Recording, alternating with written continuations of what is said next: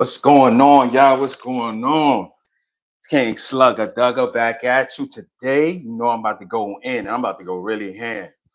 I want to say I hope everyone had a good day. Happy holidays. I know you see the gifts behind me. It's for the family.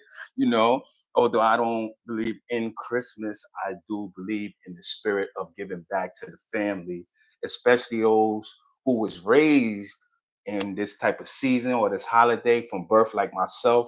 And it's kind of hard to break away from this type of tradition since we was born and raised into it. You know what I mean? So it's kind of hard to separate ourselves from the fantasy world.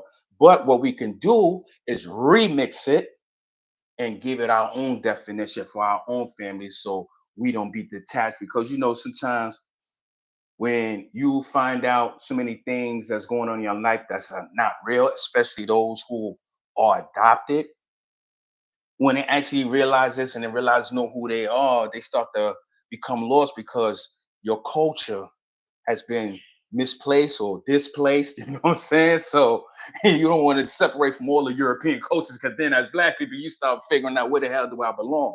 But we're gonna get right into it. You know what I'm saying? Give me like 2 more minutes, matter of fact. I want to see some more people log on real quick.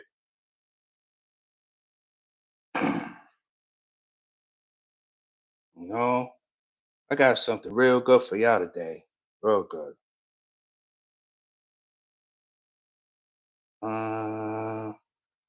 Okay.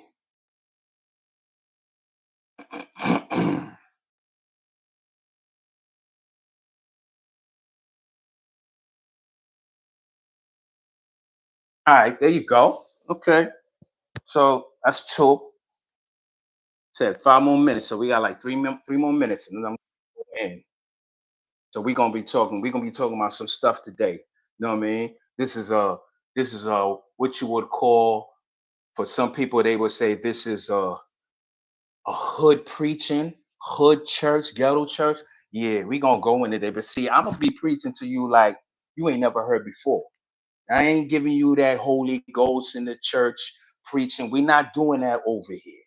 We doing it where you can understand and you don't fall asleep. Because when you go to church, you be like this, you be listening, and then you fall asleep. You know what I'm saying? But that's how church is. But the way I'm gonna be preaching to you is a whole different ball game. It's something you ain't probably never heard before. But if you do, you probably know why I got this style of preaching. But we ain't gonna go there right now. So, all right, let's get it in. All right, so the topic. It's really not much of a topic because it varies. It's dealing with Jesus, it's dealing with gangs, it's dealing with drugs, and it's dealing with the cointelpro program. Now, I don't want to sit up here. I don't want to sit up here and make it seem like it's a black and white thing because that's for ignorant people, which means unaware. Because this is not about racism. This is about truth, right? Even white people would, would agree with this, what I'm about to tell you today. And as a matter of fact, I got evidence what white people is telling you. So if you get on here today and you see this video, I don't want you saying he racist because your own people is telling you this too. All right, so let's get right into it, right? So I'm a man of God, of course. I believe in the Bible. I believe in the Torah. And I believe in the Holy Quran. You know what I'm saying? Now I know you're saying, wait a minute, how you gonna believe in all books? Like what religion you part in? Ah, in this country you call it religion, but it's a way of life. But yeah, I'm a Muslim, but I'm a different type of Muslim. See, I'm a Muslim that most people would hate because I expose the truth, not them Arabic Muslims. I'm not talking about them people that walk around in sheets and all that. No, not saying anything bad about their traditional way. And I say traditional way of Islam. So we're gonna get right into it. We're not gonna deviate. So a lot of Christians, they would make us believe that Jesus is white. Now, I know a lot of y'all saying, here we go with this. No, no, no, no. Give me a minute now. Give me a minute. And then You have Caucasians who are Catholics and Christians would say, no, he's white. So we're going to get to Jesus in a minute, but let me backtrack for a minute because this is something they don't teach you in church. And a lot of you go to church. So in the book of Genesis, and Genesis means the beginning, right? There was a prophet that all prophets talk about. You got Abraham. In the Quran, they call it Abraham. All right. In the Torah, they all of them believe this man. They believe Jesus, they believe Moses. These three people in all these books, they all believe, but yet they always have conflict with the scriptures, right? So Abraham, he was leaving Egypt, right? I want you to picture this in your mind, all right? Because I'm getting to something. He was leaving Egypt, which is in Africa. So the book ain't started in Europe. It started in Africa. Okay, it's written there. I ain't write it. I wasn't born. As a matter of fact, the Caucasians is so powerful, they didn't even remove it. Check that out. So he's leaving Egypt, Africa, an Islamic country at the time. Well, excuse me, no, it was a Judaism country at the time. They were Israelites, Hebrews. And he was going on a mission to Sodom and Gomorrah because they was getting real freaky out there. You know what I'm saying? Man was touching man buttholes and they ain't even want no women. He was like, oh, I gotta go on a mission. I gotta go meet Lot. We gotta go handle something. These dudes is punking each other. So while he was on his mission, he fell into a dark sleep. And then he said he heard the words of God. And in the words of God, I want to read it. I don't want to paraphrase it, although I can, but I want you to read it if you don't believe me. This is in Genesis 13, no, Genesis 13 and 15. He said, God revealed his promise. We will not be fulfilled until after the descendants. Okay, the descendants now. Okay, of Abraham, later called Israel, after Abraham's grandson, are strangers in a land that is not theirs for 400 years. This is a prophecy that includes the sojourning truth of the children of Israel in Egypt. That's what the online said at the end. Stop. Let's step right out the Bible for a minute. Name of people that have been enslaved for 400 years in a land that wasn't theirs. I'll wait. I mean, give me one people. You ain't gotta give me one. I'll wait. Can't find one. I know they like to always say Egypt, but if you go into any history book, any library, you will not find no clue where you saw people in slavery in Egypt for 400 years. You can't find one. Nowhere. There's only one people that was in bondage for 400 years in a land that wasn't theirs. Am I right or am I wrong? So now I know you heard the word Israel. Israel is Abraham's grandson. It's not a place. It's a name of a person. You're getting to something. We getting to something. We'll talk about that Israel that started in 1945. But then we ain't at 1945. We all the way in the beginning. So Israel is not a place in what I'm talking about. It's a people. So when he decides, wait, in fact, let me stop right there. Let me stop right there. In Egypt, like I said, you can't find nobody that was in slavery for 400 years. They could make a movie about it, white people. And guess who they put that's in charge in the movie? White people. But what's so funny, guess who was in slavery? White people. In Africa, yo, you can't make this up. You can't make this up. But they don't talk about this shit in church because in order to be a pastor, in order to get a church, the church has a bank that finances people to get a church. But in order for you to get that loan, you have to preach what they want you to preach. They want you to preach the Holy Ghost. I don't know what that is because I've been to church when I was a kid and I ain't never had no shakes and falling on the floor. I always consider that a gimmick, and today I still consider that a gimmick. You hit me and I fall.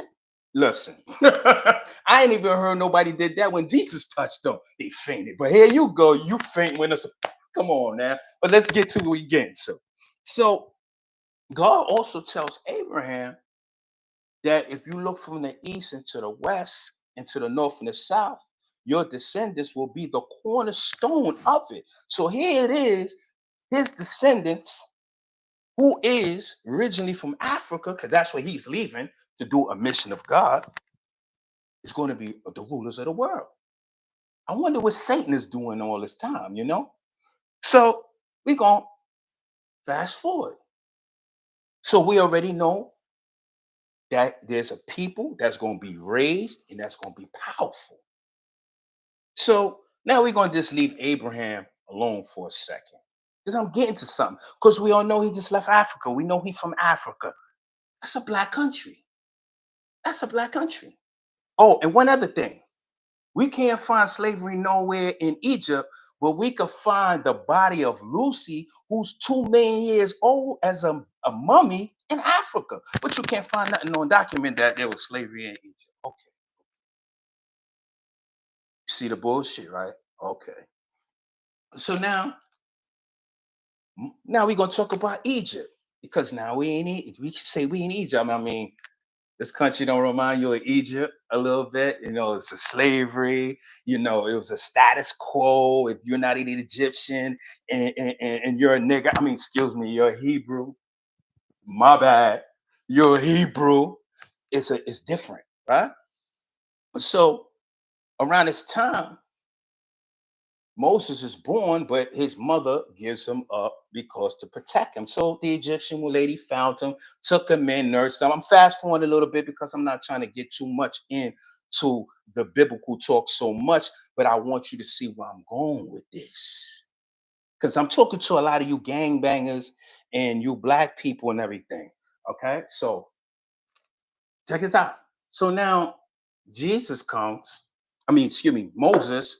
He starts to get of age, and as he get an adult, and mind you, we're still in Africa, right? All right. So okay. So as he get an adult, you had these wise men. See, every society has a think tank that reads scriptures and stuff like that with prophecy, and they want to see things that come. So these wise men, they knew somebody was coming to liberate the Hebrews. I didn't say Jews, I said Hebrews. Jews is somebody else. We're gonna get to that. But the phrase Hebrews. So they told Pharaoh, like, yo, listen, you got some dude that's about to come and tear it down. He like, wait, what are you talking about? He like, listen, it's gonna be a child that's born between this time frame through the prophecies with the Hebrews, and they supposed to come and liberate them. You may say it's a lie, but they believe it, and so do we. He said, what? Oh, hell no. Yo, kill all the firstborn babies. So now the government put a decree out to kill all male babies and spare the women because 9 out of 10, a lot of Egyptian women, they want those, or the Egyptian Hebrew slaves, as they called them at the time, they would want some Egyptians because it's a status quo. They got good jobs, they rulers, they got gold, they got houses. Does it sound familiar to you in America? We get it somewhere, we get it somewhere. So now they start killing all the male boys. But what happened now, once they start killing all the male boys, they missed. You know what I'm saying? They missed. No, excuse me. I'm getting ahead of myself. I kind of got the story a little confused. I'm sorry. They didn't kill all the male boys, but they put a decree out that they wanted to kill the male boys. This was right around the time that Moses was already an adult. So we're gonna put that to the side. Hold on.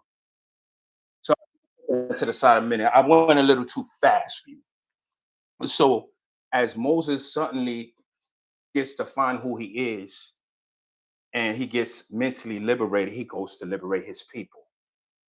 Of course, Pharaoh don't want to do it. He hard-headed. They up there preaching to him. They telling him these people are peaceful. They the people of God. Pharaoh don't care. He need his slave. He need his slave women for the bed. He don't give a damn. So Moses said, all right, cool. So here come God now.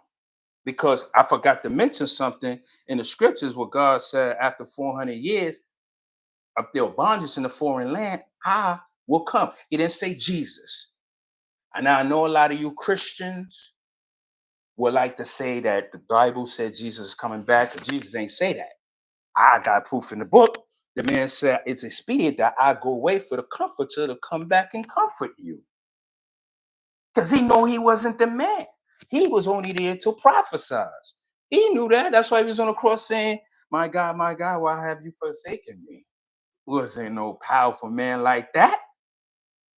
He already knew his days was done. But we getting back to Moses. So now Pharaoh hard-headed like, yo, nah, I'm not letting these niggas go. We're going to say niggas. Because I want you to get where I'm coming from in this country. But they don't want to let it go. So he told God, said, all right, well, now I'm going to bring you plagues. So the water wasn't good. It was blood in the water. The water was toxic. The wine was toxic. The fishes was dying. The fish wasn't good. The food wasn't good. Sound familiar to you? Yeah, sound familiar, right? All right. We getting somewhere. We getting somewhere. So lo and behold, eventually Pharaoh had no choice but to let him go. And Egypt fell, right? Egypt fell. Okay. So now, years later go on, or centuries, better yet, go on. In the book of Matthew, I started reading this and it started saying, this guy begot this guy, this guy begot this guy, and this female begot this son. And I'm like, hold on. They ain't ready for this conversation, brother. You hitting everything on point. Yeah, I know they ain't ready for this conversation, man. But you know what? They're gonna be ready with once I bring it down to him, because these books, all these books that I read in knowledge, it's all about you. Why you think this man is trying hard to control the church? Hold on, we're gonna get to something, man. We'll get to something. So now Moses eventually, he liberates the Egyptians. Egypt falls. But now, like I said, we're in the book of Matthew, and it's the New Testament, right? And in the New Testament, it starts saying the begots, the begets, and everything. Who had what son, who had what daughter, and it started with Abraham, the man that left Egypt, who said his descendants will be in slavery for 400 years. So as I get to the ending of begot, it said so and so begot Joseph. I said, wait a minute. So Joseph is a direct descendant to all the prophets. We talking about Solomon, because his name was mentioned. We talking about King David, his name was mentioned, and all the way down to Lot and Abraham. So we already know that Joseph, he's very special. But people don't know who he really is. See, sometimes in life, when you're around a powerful country, you can't come out and say who you are, because Satan got children too. You will get killed, as we've seen with a lot of leaders that we had in this country. Tradition. History always repeats itself. So I'm reading and I'm like, wait a minute. So Mary gets pregnant. Now look, when Mary gets pregnant, she said the spirit came upon her, right? Upon upon / up on. So here's a spirit coming up on her, right? Because I know God don't break his laws. He don't just say you pregnant as not. You know why? Because you ain't gonna believe it. He didn't make us that way. If your sister or your mother came out the house and you saw them on the street and they be like, yo, I just had a conversation with God. And you like word and like, yeah, he said I'm pregnant. You're gonna look at her like she crazy, right? Because you and I know that's impossible. Even if you believe in God, you say it to yourself, it's impossible in this day and time. So what makes you think they believed it in that day and time? You know the difference between this time and that time? If you slept around and you got caught, you were sentenced to be stoned to death, or you would wear a scarlet letter, which is an A for adultery, and you could never get married. And as long as you live amongst them people, you would have to wear that. So who wants to be stoned to death? Amy Mary Magdalene, they was about to stone her to death for adultery too, right? Okay. So what Mary gonna say? Listen, I had a conversation with God. And you probably look at me and say, no, brother, you're right. So why are you still calling her a virgin? And then she already had a baby. If she still had more babies through Joseph after that, why are you still calling her a virgin? Somebody must be confusing you and lying to you. I'm saying, am I lying? Check this out. So in Rome, their wise men came to them in Rome. This is in Jerusalem with Jesus, but excuse me, with Mary, but now we're in Rome, which is a different part. Now, Rome, their spiritual advisors came. Oh, history repeats itself. And they say, yo, listen, I know you're oppressing the niggas down there, those Hebrews, and you got them working for next to nothing because we're special, we're Rome. But look, through the scriptures that they got, we realize that it's some fella that's coming among them. And their predictions is always cool. It's always on point. Now, these is very wise men. This is not no hearsay because every leader or president always have some spiritual advisor or advisor to them that let them know if they're making the right decision or a good decision. They all have that. Even right now, as president, they have that, right? So Caesar at the time, and Caesar means king. He said, "Well, should you do like Pharaoh?" He said, "Kill all the male babies." Why do they keep saying that? So they put the decree out. And when they put the decree out, wise men came to Mary and told them, yo, what happened? They said, yo, listen, they coming. They already know what this baby got because they already told Mary what she was having. So she had to leave Jerusalem to go have this child. Meanwhile, they're killing all the male babies, right? So Jesus disappeared. And one other thing, he was born in Bethlehem because he went to Bethlehem and, excuse me, Mary went to Bethlehem and delivered the baby. Bethlehem, if you look and research now, that is called Iraq. That's not Europe. But they know, we don't know because they control the education in this Western world, not us. So Jesus, after he gets born and he leaves, he goes into they go into hiding. He goes, Mary goes, and Joseph goes to Egypt. Why Egypt? Because Egypt it was and is the educational part of the world. Anybody that wants to go and get education, a supreme education, they go to Egypt. They go to Kemet. Okay. So he went there. This is the birth of all religions. This is where the Moors started. This is where the Hebrews started. This is where Muslims started. I know. You probably say, nah, Saudi Arabia. Yeah, we're gonna have an episode about that. Yeah, I know you Muslims like, yeah, I'm Muslim. I'll tell you, you ain't gonna hit me with that. But check it. So Jesus is born.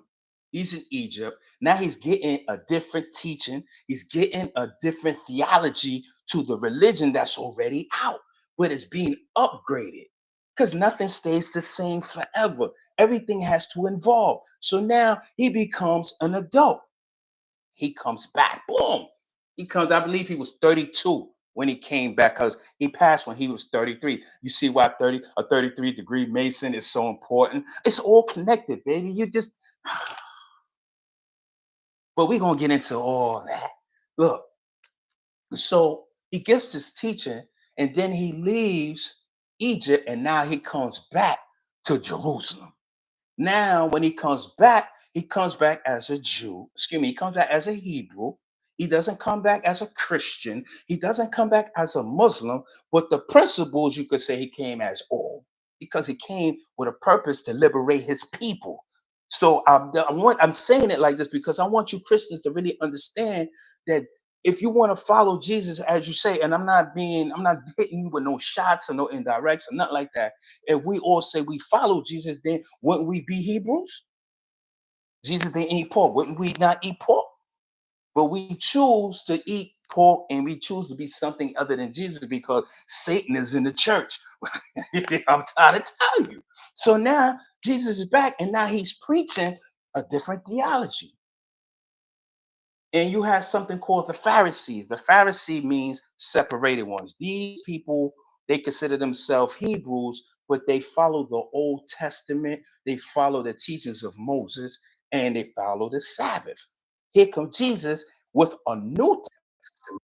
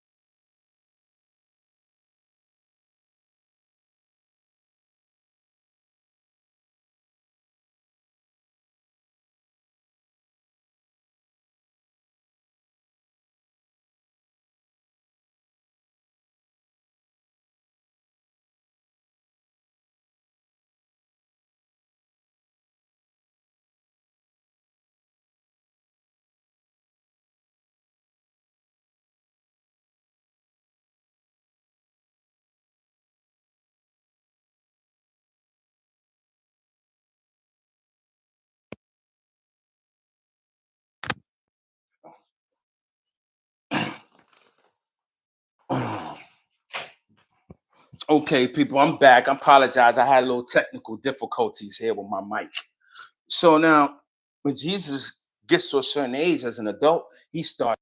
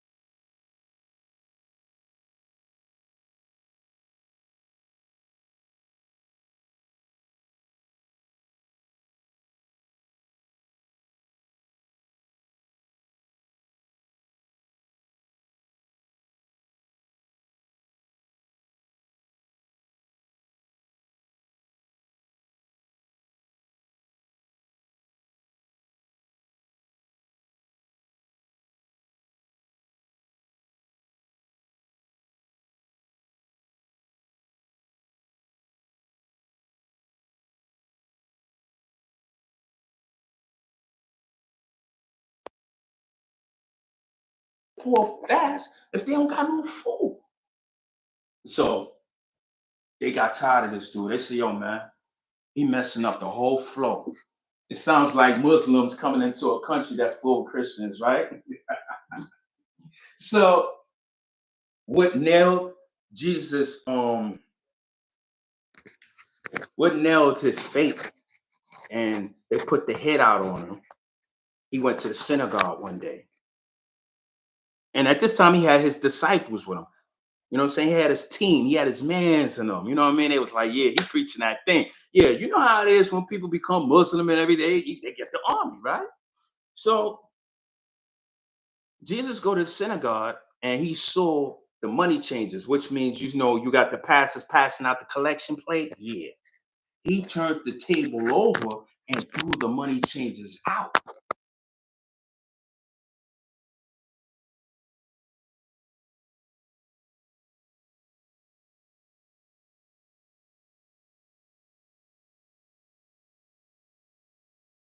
They said the Pharisees. They said the rabbis. What else they call them? Well, we have to say the rabbis of the synagogue. So how do you do that? See, when you have a team and you doing something good, what they do is, since they can't break you, they get to your end. I mean, they get to your circle and they find the weakest link.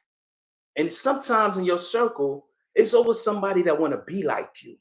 It's always somebody that's jealous because they're not getting the fame and they're not getting the recognition that you getting. And then the enemy will promise them, yo, I could put you in that same position too. So here goes Judas. He's listening to the rabbis. These are the people that's in power he's listening to. It's not just Jesus. So he like, yo, damn. I remember that chick was washing Jesus' feet. She ain't want to wash my feet. This nigga here. But Jesus was like, I see the jealousy in your face. Yo, Shorty, go wash his feet. And she washed his feet. I gotta talk to you like this. I can't talk to you like no goddamn pastor. Because I'm not a pastor. But I know the word. You know what I'm saying? So eventually Judas sold them out. We ain't gonna get to all the particulars and everything, but they sold them out. And he knew Judas was gonna sell them out. So here it is. Rome got him,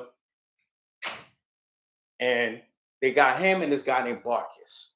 Barcus was like a revolutionary. He was trying to he was the Malcolm X of Jerusalem. He wanted to just overthrow Rome. So he was just killing all Roman soldiers. He was stealing their food, giving it back to his people. He ain't kid, right? So when they got him, they asked the Hebrews, right? Because the rabbis asked Rome, Caesar, yo, you gotta kill this dude. Caesar was like, listen, this dude ain't did nothing to me. I don't know this dude. What all that he preaching? That's on y'all. He's not disrupting anything I've got going on. So they were like, damn, man. Oh man, this is rough. Meanwhile, the people is kind of unsettling with Jesus because Jesus, he's changing the way of life. It's like a Muslim coming to America telling you can't celebrate Christmas no more. That's a European thing. You ain't gonna like that because you want these bullshit ass gifts. Not saying not the gifts behind me. I'm just saying in general. You want these gifts. You want to party. You want to drink. You don't want to go to the synagogue. You don't want to go pray. You see what I'm saying? So that's being removed. What? I can't eat pork. Nigga, every time we have Thanksgiving, we have a ham. What are you talking about? Message retracted. Okay. I seen it, John message. I don't know what you were saying. So they ain't want Jesus around. You know what I'm saying? So Caesar, he was like, yo, this ain't my beef. Send him to the senator. They sent him to the senator. Senator sent him back to Caesar because the senator was like, listen, some of the peoples love him. I ain't trying to get no civil war going on around here and a revolution. Nah, hell no. Send him back to Caesar. So they sent him back to Caesar. Caesar was like, yo, listen, man. All right, I'm gonna ask the people who they want. Do you want the murderer or you want the kings of kings, as y'all call him, whatever? That's what they called him. They was joking with Jesus, right?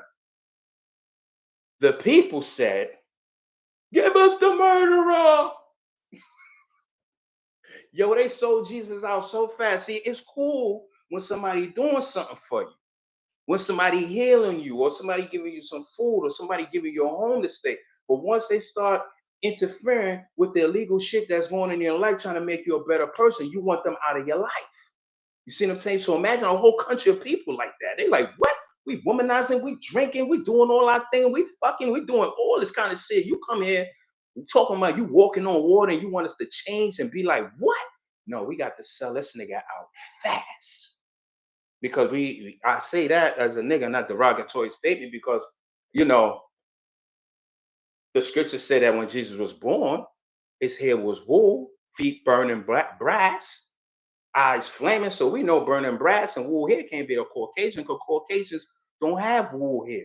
Caucasians have dead hair. What that means, it means when they get wet, it just lay down. It's dead. That's what dead hair is. Our hair is not dead. It's always full of life. That's how you get your afro. You understand? So we already know Jesus was the brother. But the people, not Rome, his own people sold him out. So they had him on a cross, and lo and behold, you know what happened. The rest of his team ran because that's what happens sometimes when the FBI come on you and your civil rights stuff and they start cracking down, you start running and leaving your leaders and shit. And that's what they did with him. They left the brother because the rabbis set him up by bribing Judas to kill him. But you know, the enemy, they always want to say, no, it wasn't us, it wasn't us, it was Judas. Nah, man. Nah, man. It was rabbis that did that. His own people that sold him. Because they got a chance, they had a chance. Say, yo, you want him or you want him? They said, fuck Jesus. But they want you to believe it was just, they want you to believe it was just Judas. No, it don't go down like that. But Jesus said, it's expedient I go away so the comforter could come back and comfort you and lead you to the promised land. So we know Jesus ain't coming back because dead people don't come back. And we know, well, some of us would know that Jesus' name is not even Jesus. That's a title. His name, when he was born, is called Emmanuel. How come nobody talks about that? Everybody want to say Jesus Christ. No, that's a title. So you got 4 Jesus in the Bible. We ain't gonna get into that because I'm going where we at and come bringing it down the pipeline. So we all know that Jesus is disappearing. He's dead. He's gone. They said he rose. Dead people don't rise nowhere. I'm sorry. Human flesh dead. You know why? Because God does not break his law. Never. Not one time. I know some people say, yeah, God break it. No, he don't. And God is not just peaceful. God is a goddamn murderer too. Ask Sodom and Gomorrah. Grass don't even grow there no more. He flooded the earth. That looks like a God that turns the other cheek to you. I see that's the devil got you fooled thinking you preaching for humbleness, man. Hold on, let me read what's going on here. Sorry, brother, I deleted my comment, made an error, but this is some good conversation. The info we learned was never like this. I know. Wait, I got some more for you. It's gonna blow your motherfucking mind. History class was so damn boring when I was going to school, but I would have definitely sit through your class if you was my history teacher. That's what's up, man. I thank you for the compliment. So Jesus is off the scene, you know what I'm saying? But the enemy knows he's coming. Now, in the process of that, Rome falls, right? Rome falls because a whole bunch of corruption. You know, Rome's symbol is the eagle, right? Sounds familiar? Okay, we coming to something. We coming to something. So the Romans at that time, the corruptors that was having orgies and homosexual playthings and all that. You see the movies when they put it up. Europeans love to put they stuff up there to let you know what they do. They put it in Hollywood screens. They put it on TV. They so bold. They telling you in your face what they doing. So they decided, the corruptors, they said we need to make a religion since the way of people that was controlled by Jesus, we can use the same literature and control the people of the world because Rome was the America of that time. So they said, yeah, why not? So what they did was they implicated the pagan shit and called it Catholic. So you got St. Peter's, you got St. Michael's, you got St. this, you got St. that. Do you read any saints in the Bible? So where you get this shit from? The saints. And then it sounds so satanic. You ever been to a Catholic church? Look, when you go there, they be like this. Yeah, yeah, oh, yeah, oh. It's so dirgy and they drag it. Then you hear the horn. It sounds like some satanic shit. Am I lying? Who is the biggest pedophiles in the world? Catholics. Go to the Catholic school. Ask yourself why not one Catholic has been arrested for rape. I wonder why. What was Rome's sign? An eagle? Sounds familiar? No Catholic in America is arrested, right? Okay. So now we get down to our pipeline, right? We here. So during the time of the civil rights movement, actually, even before then, because you had Thomas Jefferson, who was a 33-degree Mason, because, like I said, Jesus died when he was 33 years old. That number is so significant. Okay. I can't really get into too much of it because it's going to take me, of course, onto some other stuff. So they follow this emblem of the 33-degree Mason because 33-degree Masons are Muslims. They follow this. This is what they follow. This is what they read. They go to the Mecca to make pilgrimage. When they have their crown, it's the Muslim star with a Muslim moon, half moon, a crescent with a star and a sword, meaning if they betray their order, that sword, they chop off their neck. They call themselves Muslim sons. Ain't that something? But you don't know this, but they know the scriptures. They know everything I'm telling you. But it's a secret because it's a secret society. Now, now, throughout this time, they know one is coming because it's in our nature to fight. It's in our nature to rebel. You heard of Nat Turner, but it wasn't just Nat Turner. We're talking about over 500 years of slavery because the Europeans technically they revolutionized it, but they didn't start it. In South America, the Portuguese and them, they started. This is how you get the Hispanics and the Spaniard, Latinos. They're not no fucking Latino. Rome speaks Latin.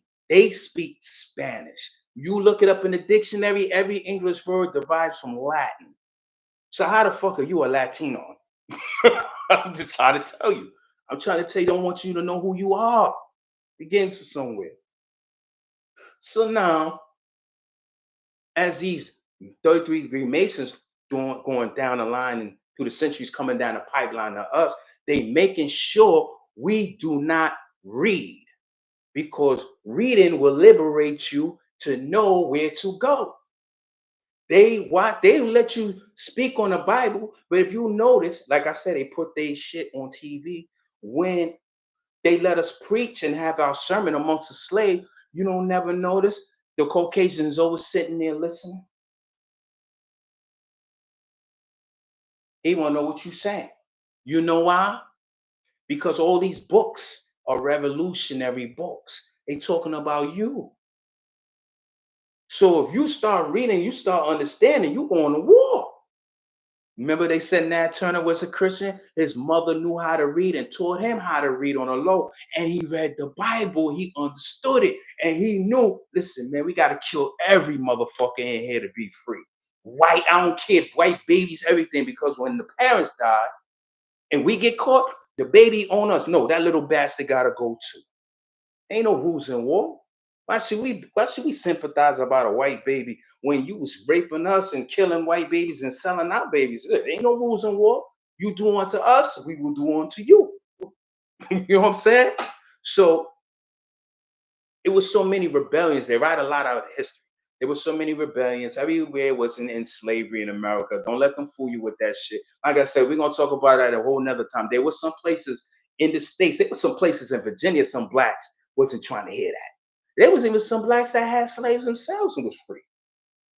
Yeah, check that out. But we getting down to the pipeline. So they knew they couldn't let us read. And they knew for a fact they could have never let us get our hands to this. Because this man, Prophet Muhammad, who was born in Saudi Arabia, put this on the map in, man, so many centuries ago. It was definitely after Jesus. You understand what I'm saying? But at that time, Saudi Arabia was Africa, was part of Africa before they found oil. Yeah, go check out your map. You'll see Saudi Arabia right there. They try to pull it apart. Yeah, man, it's hip. So they knew they couldn't let this come. Okay. So now in the early 1900s, if you was Muslim, you couldn't come to America. They could fly out to Islamic countries, but you couldn't come here. Not with that damn book, because that man, Prophet Muhammad, he took over the whole he took over the whole Islamic world with that book. Said no, we not not to these. Give them the Bible. Yeah, we control that because they know who you are. So now, during the 20s, you had a man named shoot, Noble Jew Ali, right? And he came with this theology. I really don't know where, but it was so I don't know how he found it for real. But it told us who we were. So he started saying, yo, we're the Asiatic black man, we're from Africa and this and that. And he was saying that we was Moors. Because before the Hebrews came, there was Moors. Okay. And before the so-called Egyptians, as y'all know, there was Moors. Moors taught them. Ask yourself this: who taught the Egyptians? Everything has a beginning. So who taught the Egyptians? I rest my case. I rest my case. But they don't want to tell you that. They don't want you even hearing about them more. That's why when they talk about Egypt in school, they always start with them.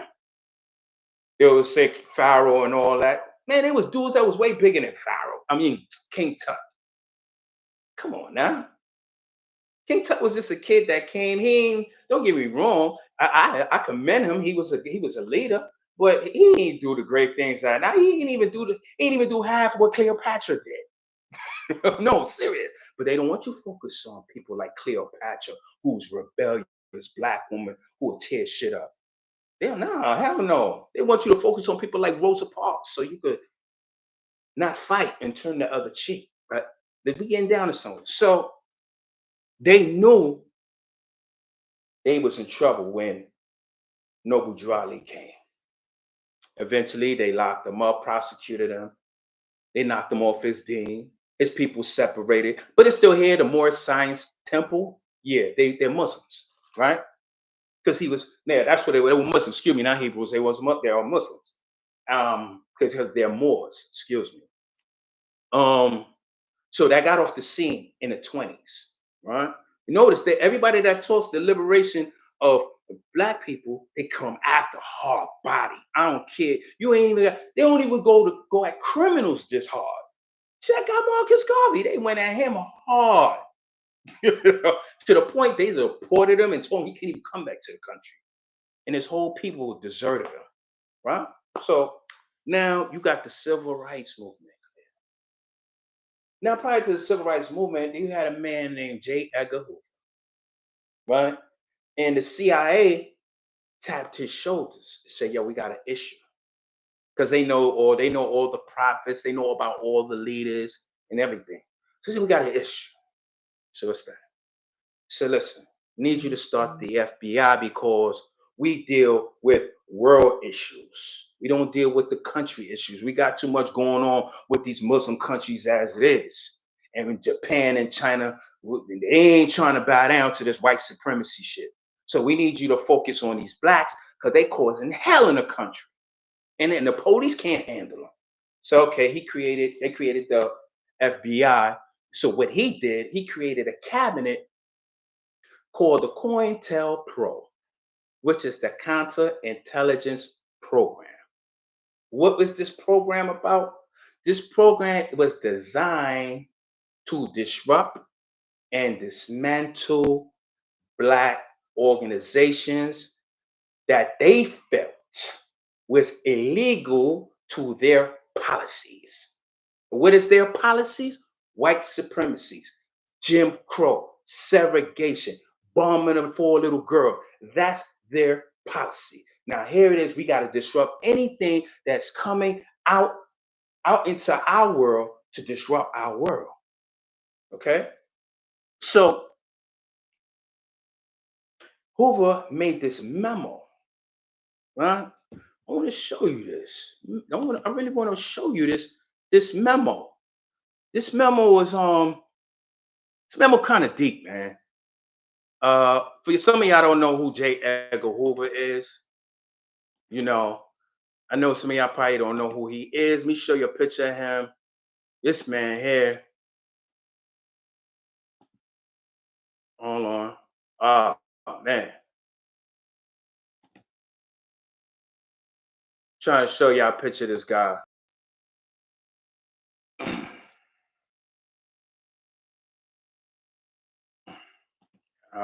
Man. Oh man. Just see, this is why I wanted this. All right, you know what? I apologize. I had this up. I don't know what's going on. It's fucking computer. I'm sorry. Excuse my language.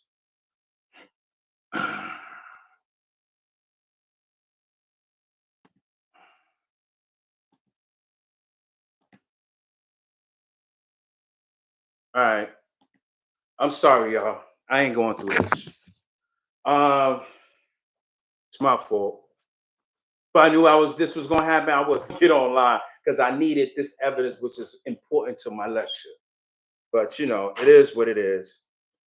But J. Edgar Hoover he wrote a memo that said he wanted to disrupt black organization, and he said he wanted to prevent the black messiah. What is a black messiah? He didn't say black leaders. He said, yeah, I know it's okay, but I had everything situated for some apparent reason. I don't know, but I think I'm gonna just reboot my whole phone and just dismiss my whole email account, start a whole new one. Because I keep getting problems for so many years with this crap. So look, he wrote this memo where he said he wanted to prevent the black messiah from entering the country or liberating black people. He also said that the greatest threat in America is Negro unity. That's what he calls Negro. Do a short video with later picture. Yeah, I think yeah, my sister be having an issue. Yeah, I think I'm gonna just get a MacBook or something, man. I don't know, man. I'm so frustrated with this electronic, my phone, every time with my phone. But or a laptop now. But so this memo went out and he targeted the civil rights movement. He targeted King, he targeted Stokely Carmichael, he targeted Malcolm X. Oh, you already know that. He targeted Elijah Muhammad. Hold on. It's really YouTube, not your laptop. You be doing crazy stuff when you try to share your screen. Yeah, I know, man. I know. But it was very expedient for me to share it because I wanted people to actually see the documents that actually was posted because they brought J. Edgar Hoover under scrutiny.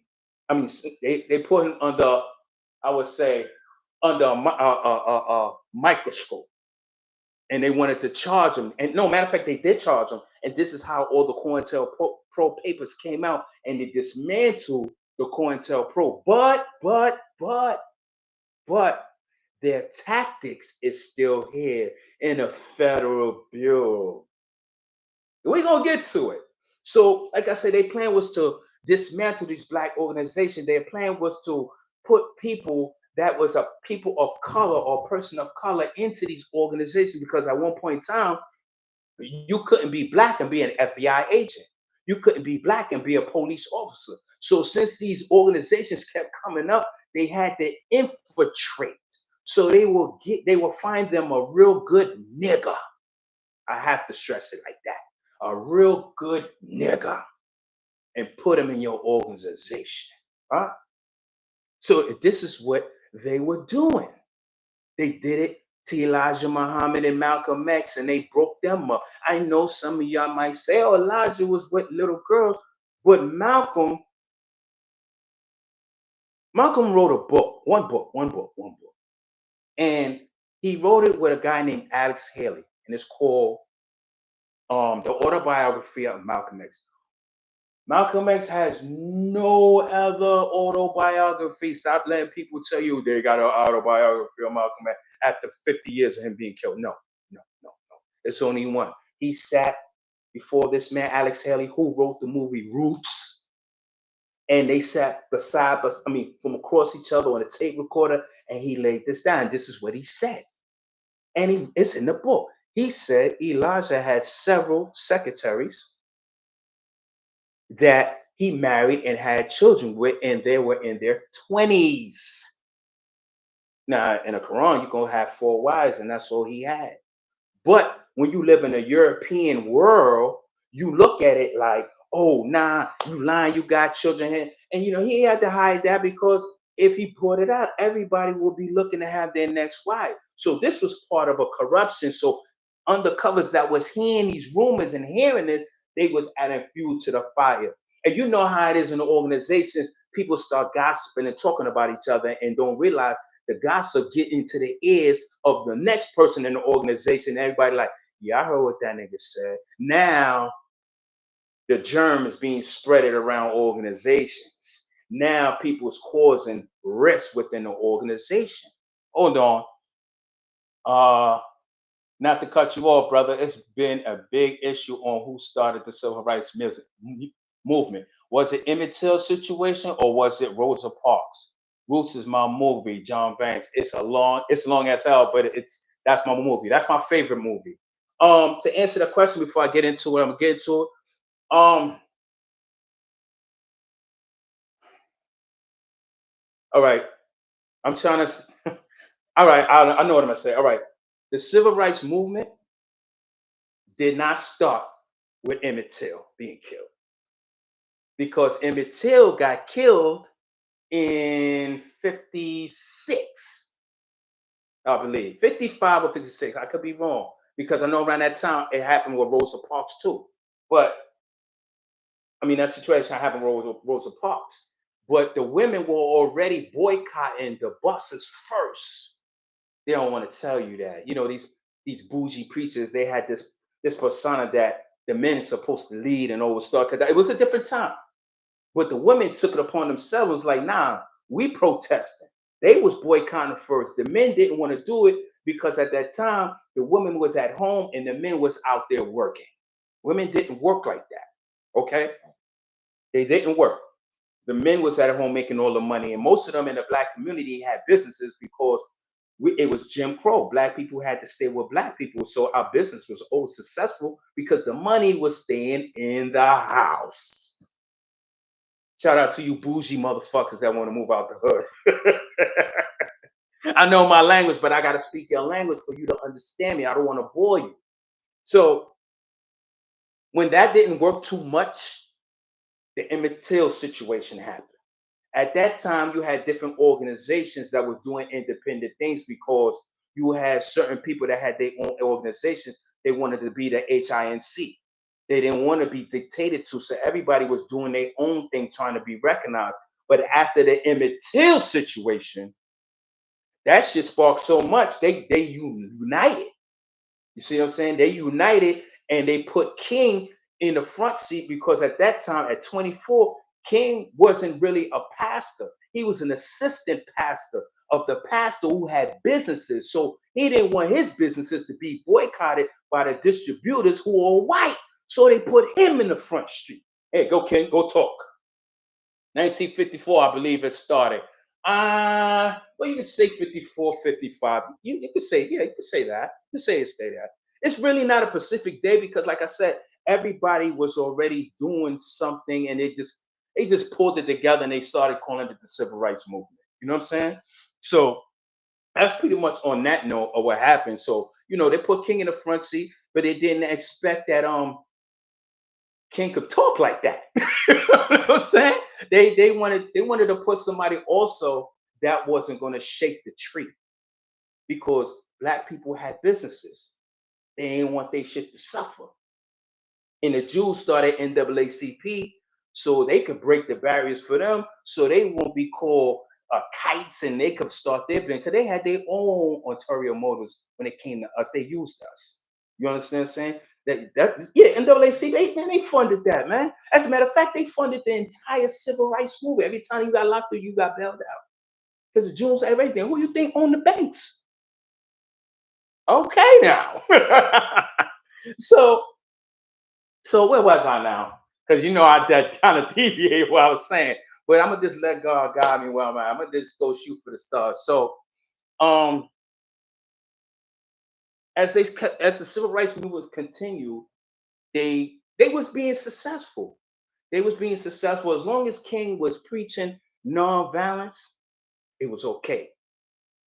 As long as all these other people was preaching back to Africa, it was okay because you don't really have the knowledge of self. We don't really have the knowledge of self. You can't be a colored, a Negro, an Afro American, and then an African American. You came from one country. That's impossible. It doesn't add up. How are you going to be an African American in the 70s? Your grandmother's an Afro American, and your great grandmother's a colored and a Negro. What? This shit is confusing. But that's what they want. They want us to they want to confuse us. Hold on now. Let me read that. I'm here watching with my 17-year-old son. Gotta teach him. He's in the streets gangbanging, thinking it's cool. But he gotta learn. I don't care. I don't care. Thanks, brother, for the info. You're welcome. Hey, because this is for the gangbangers too. Because after I say what I have to say, I'm coming directly to y'all. Because they're afraid of y'all. They scared to death of you.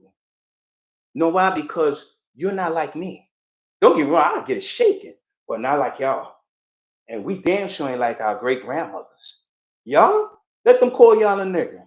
Y'all tell this. You see what they did to George Floyd? Y'all tore this whole shit down to the point they called Farrakhan. Can you talk to them, please? They don't even like him, but they ran out of options. They're afraid of you. You know why? Because you're army.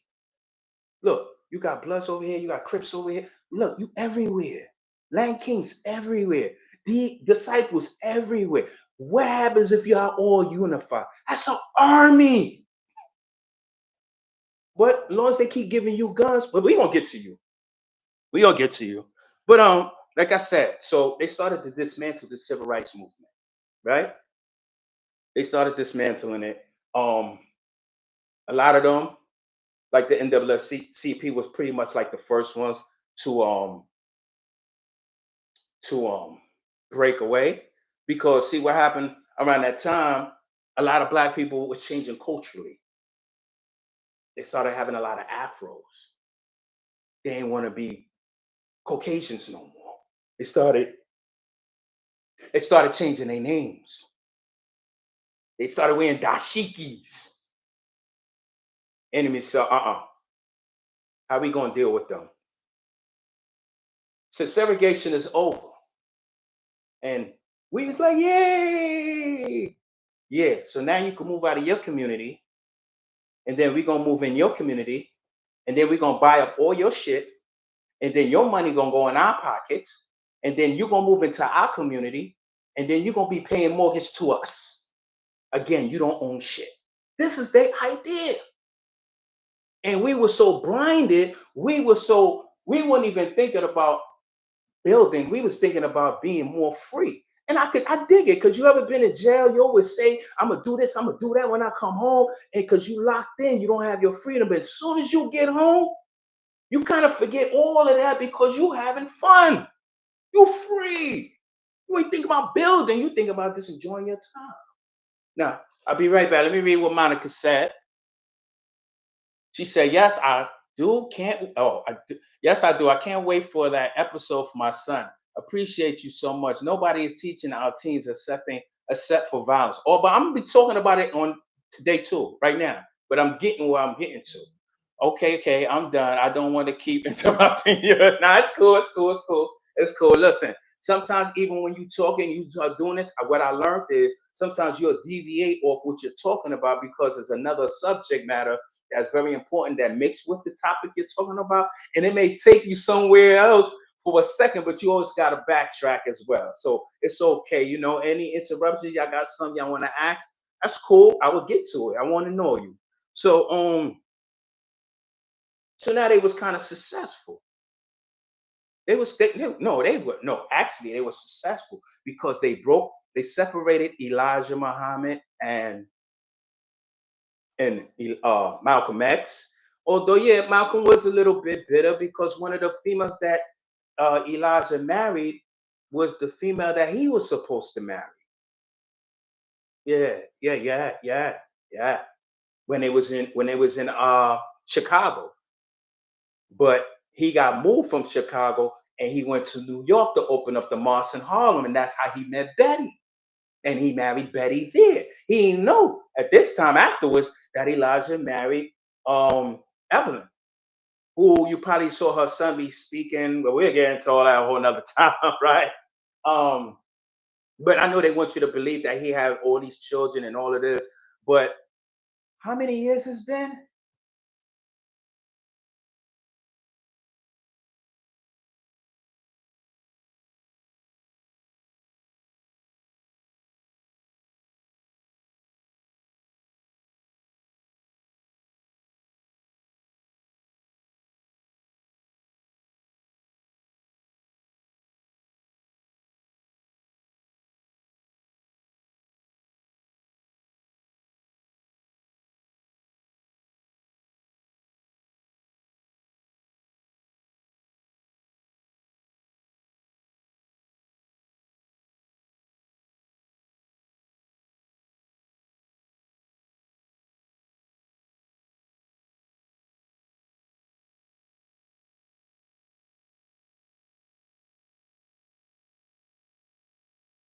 See the movies, you see how the enemy was listening in the movie Malcolm X. Every time Malcolm was on the phone, he was getting death threats. They was it was like, and some of them death threats leave feds because their job disrupt and interrupt. You don't need no black messiah. Like I said, messiah. This someone who is by God to crush evil black leader, gang leader. What messiah? Because like I said, the Green Masons, they know. I wish I'd show the video. Putin, the Russian president, case a gold case, Madonna with. What do you think, Mary? The Pope even had his chamber with facing Mecca. Come on, man. You are will make you fight, and they don't. You see, they don't mess with them. They don't mess with reading. You supposed to read it because they fight.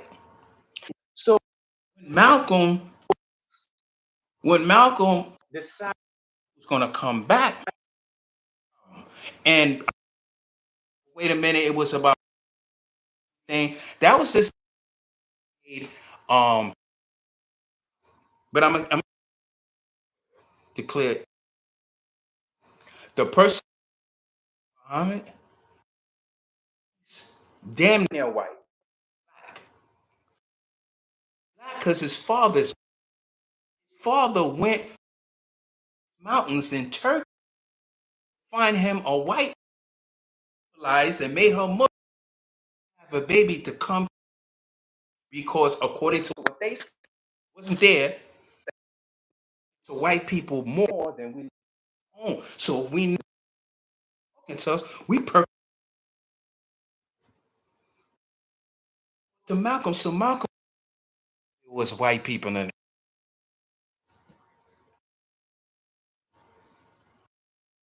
Hold on.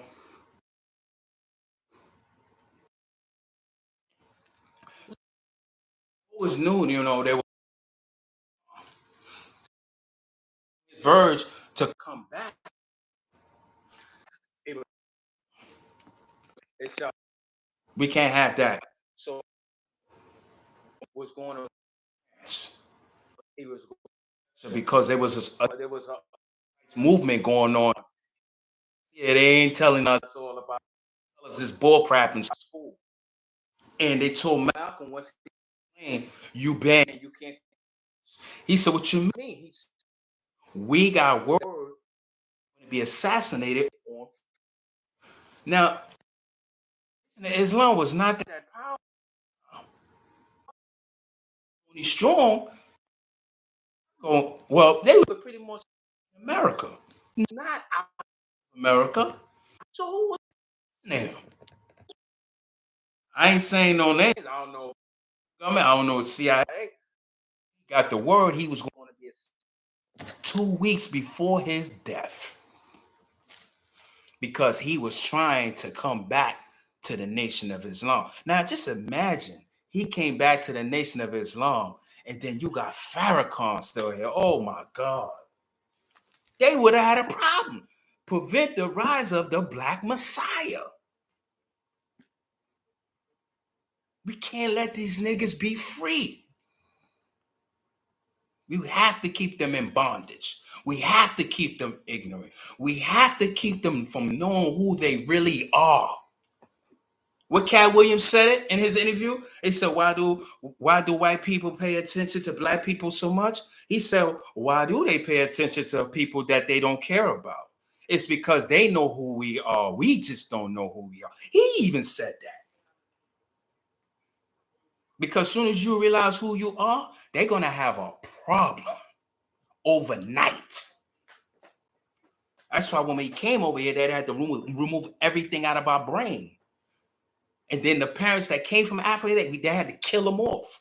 So when they killed them off and they raised us how they wanted to. You ever had a dog? You trained your dog?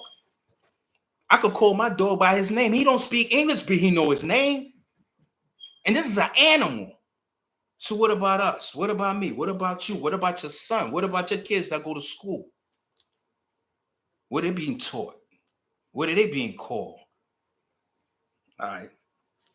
So now, Malcolm gets assassinated. Malcolm, when he goes to preach in Harlem, all the cops, and it's like 20-something cops, because they claim they heard there was a death threat against him. But they knew because they plotted it. How did I know? Okay, how do I know? How do I know they plotted against him and I wasn't even there? Because I was born in the 70s. I was 75, baby, so I wasn't even alive. Matter of fact, my parents wasn't even together. But I'm going to tell you how I know. Not only from reading everything of people that was there and Malcolm himself, but it was 20 officers to 30 officers in the next room. There was nobody protecting the front. There was no cops inside by the doorway. Malcolm didn't want nobody searched. They didn't have no weapons. And the police was all in the other room waiting for this to happen. Get your hands out my pocket, nigga. Now, when Malcolm got shot 16 times, because in school they just said Malcolm got shot, that wasn't no assassination. That was bloody murder. 16 times, goddamn. Gangbangers do that. Hold on. Wow, so damn right. Wow, yeah, brother. Damn, brother, you didn't even have to share your screen. You know a lot of information. You might be the next Farrakhan. Nah, brother, I ain't the next Farrakhan. I could never be that, man. Look, to be honest with you, that's who taught me. Not directly, but I would just leave it at that. Okay? So I have a lot of teachings in the Nation of Islam. So Malcolm was shot 16 times. Everybody got away except one person. And they stomped him out. Right? So they said, one person. Everybody else got caught several days later. And it wasn't even on the scene. Some was out the country. One was in the hospital. And these people was arrested and did all this time. but you couldn't get into the files because they made it so, they made this appeal and they made this case so big that they have over 50,000 pages of court transcripts. You can't even read that. They drowned you with information and with me for information to the point you're going to just leave it alone.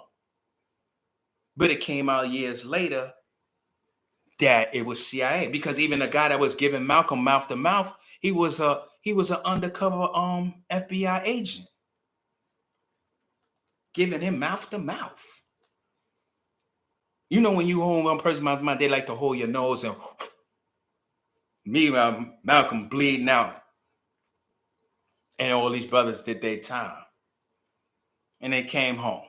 God bless them. God bless, because they was innocent.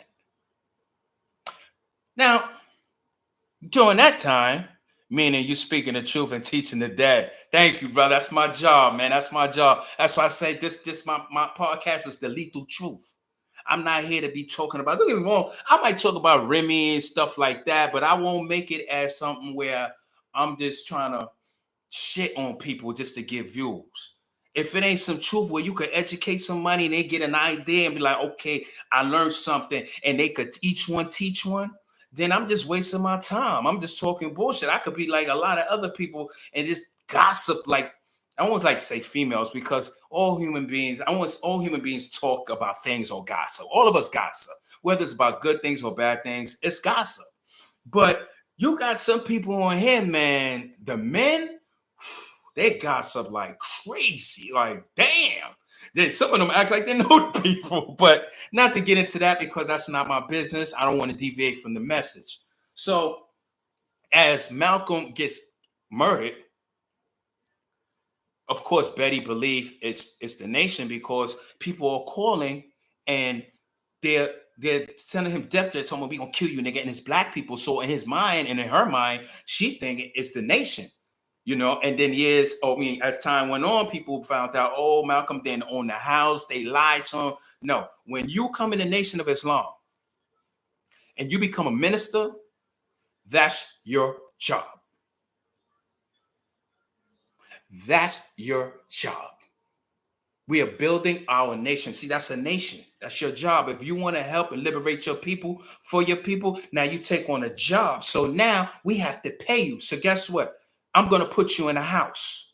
Yeah, we got the house over here. You stay there. Don't worry about it. As long as you keep doing what you're doing, we're paying the bills. You don't want to be a minister no more. You want out the nation. You have to leave the house. You don't want to leave the house. Firebomb. Because you have to understand, a lot of these brothers and sisters that came in the Nation of Islam, they came from the streets. They was former pimps, gangsters, gangbangers. They don't care. They ready to die for Elijah. So if you talking about you going against the Elijah and the nation, and you don't want to, we'll drag you. That's because nobody's bigger than the nation. Nobody's bigger than an organization. Everybody is one. When you start thinking that you bigger than your organization or bigger than your leaders or your members, then that's when things get fucked up, because now the toxic behavior enters the picture. And you know, they say some things be contagious, because now somebody likes you and dig you, and now you spitting venom in their ear and they believe in it, and then you spreading the germ. So you had a lot of people that wanted to kill Malcolm around that time. You had a lot of people. And Malcolm died a year later. Let me tell you something. Them people they had in the nation, and some of them in Philly was part of the Black Mafia. Malcolm wouldn't have lived 6 months, let alone 30 days, if they really wanted to press that button. He said, leave him alone. That's what Elijah said, leave him alone, because he knew what they was doing. Leave him alone.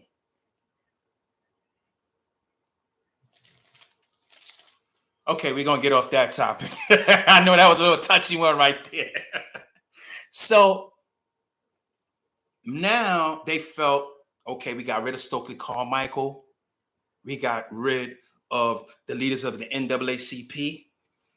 We dismantled the Nation of Islam. Yes, because they kept talking about this white man as the devil and the black man as the original man. They telling the damn truth. Now, I'm not saying that because you may think I cater to the nation. I would say this. I'm saying it because I studied it to know it to be true. And I never heard the government say it was a lie. Think about that one for a minute. How come you never heard the white government, the people in the government, the people of power say he's lying? Nobody said that. Digest that for a minute. So they focusing on Elijah and now Martin, the last two juggernauts. Meanwhile, Farrakhan, he started to come up. As a matter of fact, the nation didn't fall after Malcolm died. The nation got bigger after Malcolm died, right? So now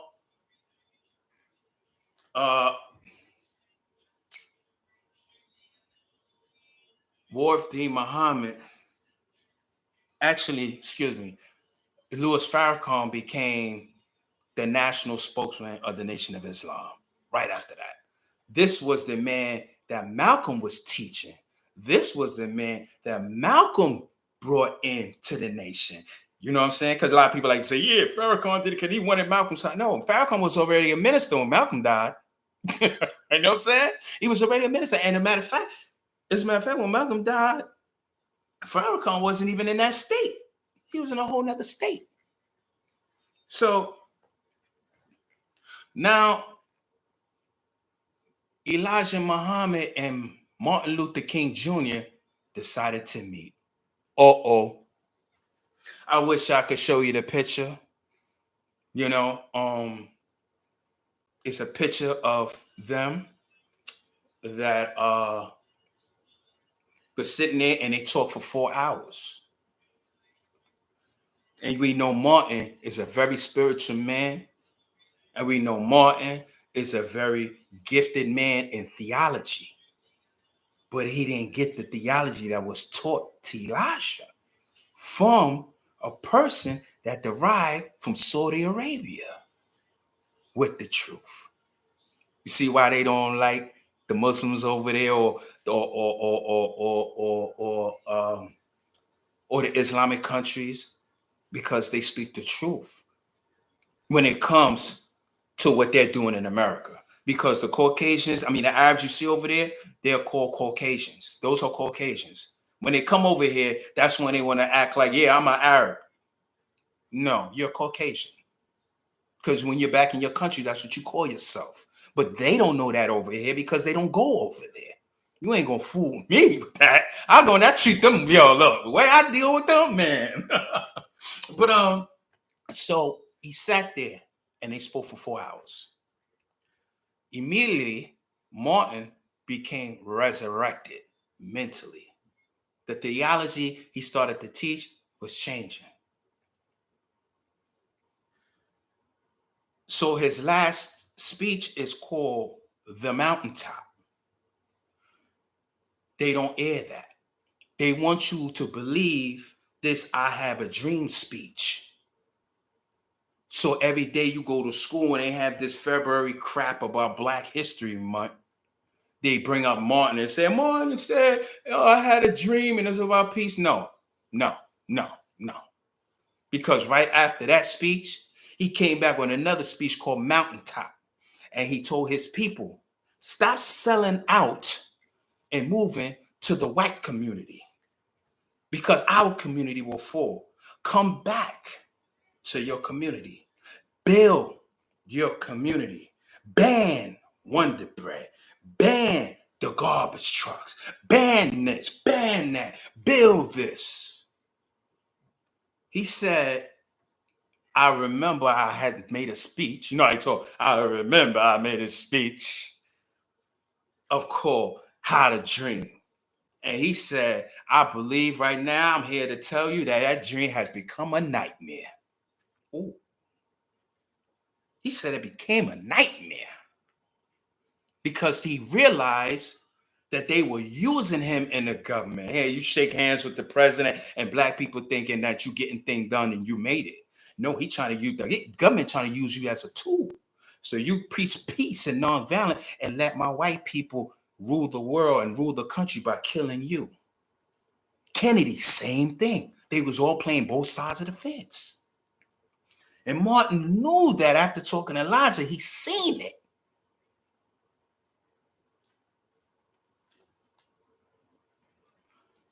And next thing you know, King gets assassinated because that was the last potential Black Messiah that could have liberated us.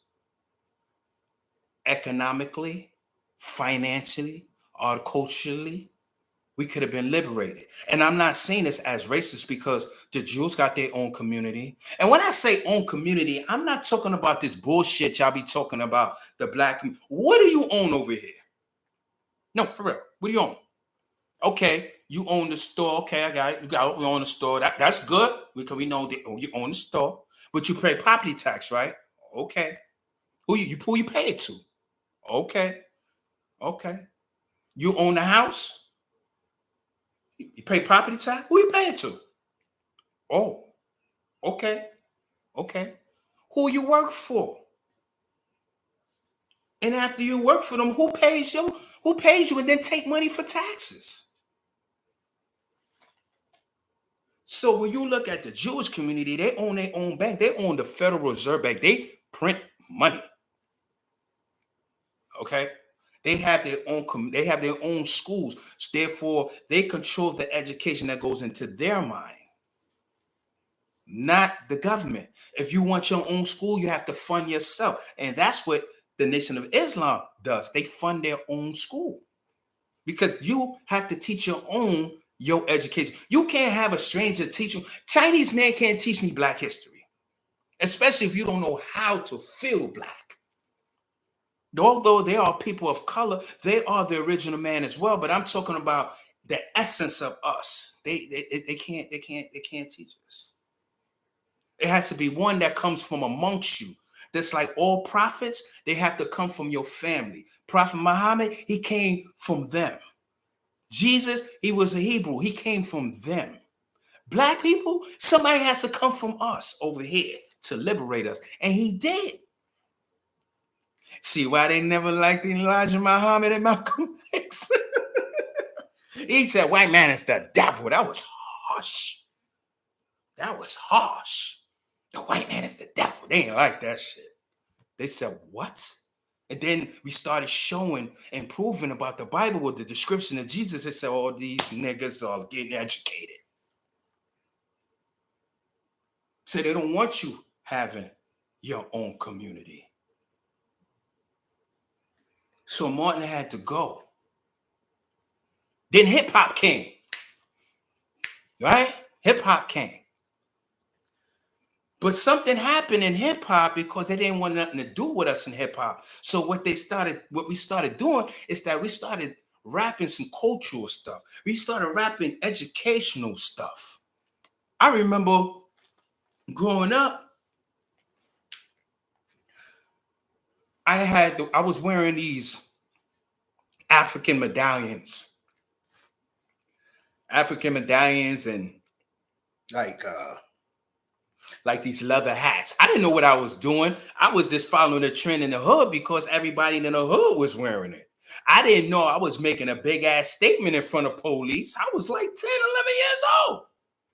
I didn't know. But you see what happens when you get influenced with positive shit that can liberate your people? You become a threat. So at that same time, well, let's back up a little bit. Because when we had the civil rights movements crumbling, we're going to get to where I was start off, but I'm coming to something. When the civil rights movement was starting to fall, you had the revolutionary era. Now you got the Black Panthers causing hell. Because now they're reading. Because you had Malcolm and everybody kept talking about education.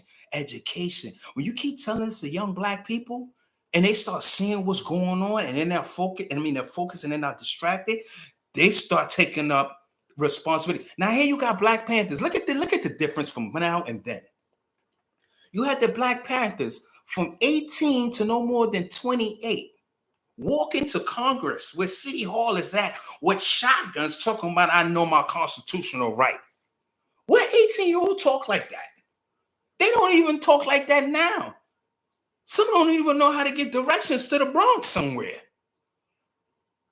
But yet these dudes knew the Constitution.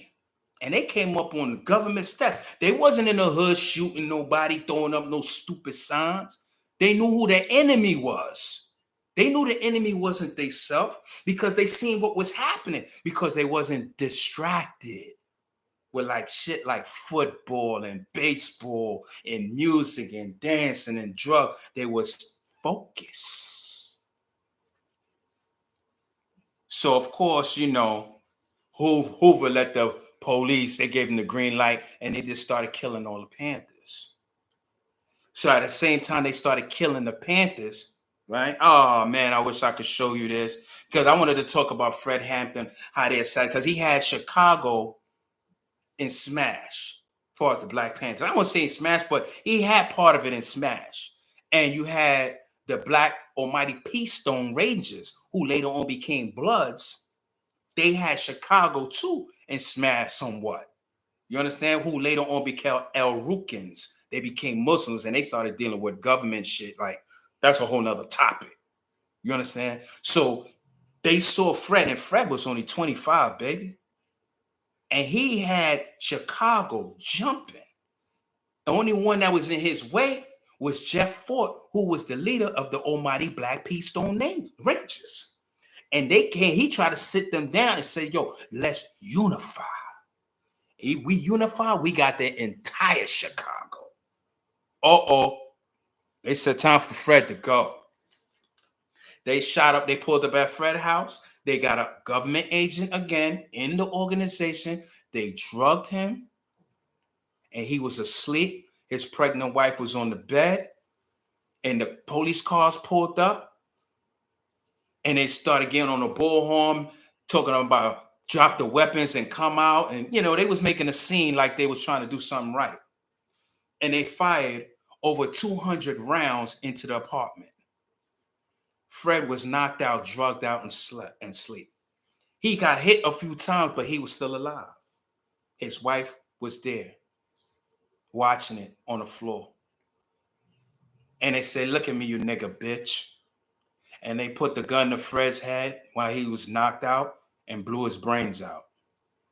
And then they put the gun to her belly and said, maybe your nigga baby should go along with him. And she begged them not to do it. And they reconsidered, they didn't do it. That's the same baby they locked up a few years ago, Fred Hampton Jr., for taking up his father's work, and he has life in the feds. Prevent the rise of the Black Messiah. Hit that subscribe button. Hit that subscribe button, please. Hit that subscribe button and that notification bell. Get that likes up. Hit that likes. So when they pulled Fred out and they was carrying him on the gonnery, I wish I could show you the picture. All the police had smiles on their face. They said, we got the nigga. He trying to unify gangs. We can't do that. We got to let the gangs kill their fucking self. Because see, these little young mother effers, they not like these dudes. These dudes want to preach and they want to hold signs and they want to Nah, these dudes here, they want to unify and they want to go to war with us violently. So George H.W. Bush at the time, Bush father, he was the head of the CIA at the time, where he had deals with Afghanistan. Well, Osama's out. Baby, you ain't know. Why you think they went to war over there for? The poppy field, man. Look, so with the help of the Taliban, right? The help of the Taliban, they were smuggling heroin into America because, see, the Taliban, they control 90% of the heroin in the world. So pharmaceutical companies, they need Oxycontin. They need all these opioids. And then what they did was they took that and turned it into heroin and put it in the black community. Because if you get distracted and you always goddamn high, you ain't gonna be no leader. You ain't gonna go to school. And I'm educating you bullshit anyway. So you lost all around the board. So only person you gonna turn your guns on is yourself, because the enemy is not coming to your hood. He always put the middleman there. He never does that. You don't believe me? You want me to show? All right. Show and prove? I'm gonna show and prove. So you heard of the Willie Lynch letter, right? We ain't gonna get into all the dynamics, but we heard of it. We read it before, or somebody told us about it, the separation of this and that. And then do you remember this part where he said, gentlemen, the experts say that if you practice this law, that you will be successful, or we will be successful for the next 1,000 years. We're not up to 1,000 yet. We're getting there, though. You see how things are changing with our minds? We're getting there. Now, let me ask you a question. If Willie Lynch is a slave owner and a slave master, why do he need experts? If this is your law, you're the Willie Lynch law. If this is your law, why do you need experts to define your law that you made? It's because it wasn't his law to begin with. It never was his law. That's what the enemy do. We call them the scientists of evil. They study the human mind. You may call them psychiatrists. But they study the human mind, because it's only one way you could defeat black people. You have to remove his original thought or her original thought. You see what I'm saying? So this is the Willie Lynch law. So you have to control the education. So when your children go to school, your children don't know shit. I could go to your school and tear that whole shit from top to bottom. I don't have a college degree. I don't need a degree. What do I need a master's degree for if you're not even a master yourself, but yet you got one? How are you a psychiatrist, but you mentally messed up your damn self? How? How are you a medical doctor, but you dying because you're unhealthy? Because Satan taught you. You notice when you read books on us, original people, we always talk about medicine. They always talk about herbs with no side effects. But now when you deal with the European medication, it's always a side effects. And then you got to take another medication because of other side effects. You know what I'm saying?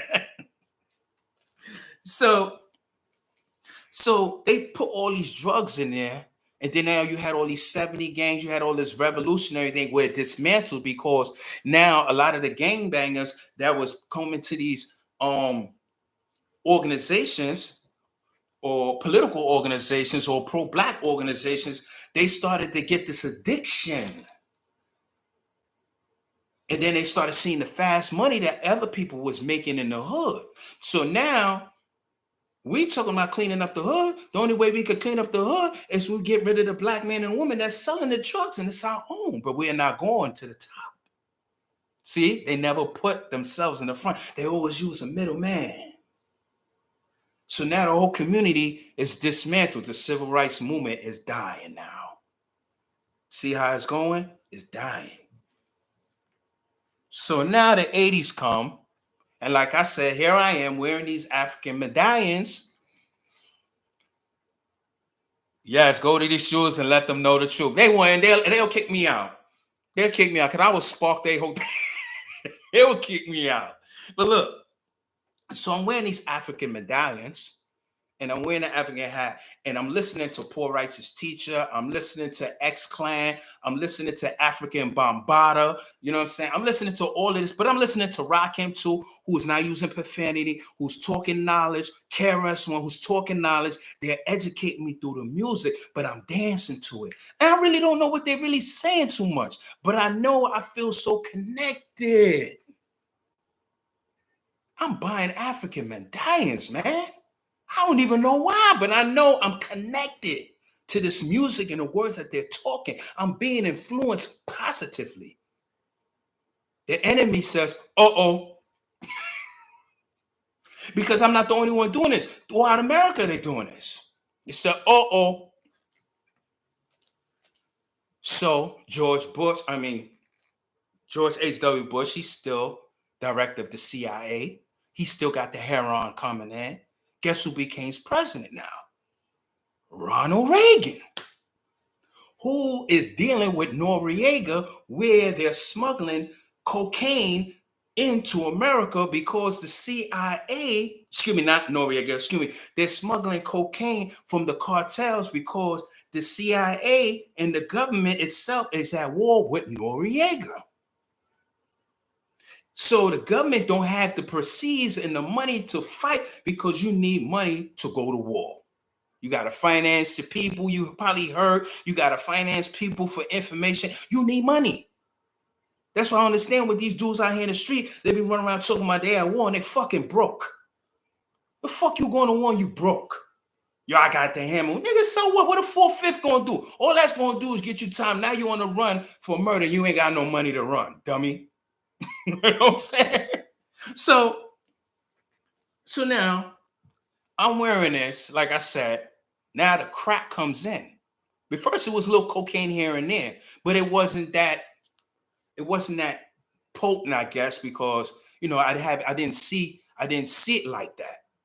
You know what I mean? I didn't see it in that era where people was high off coke like that. That was a rich man high.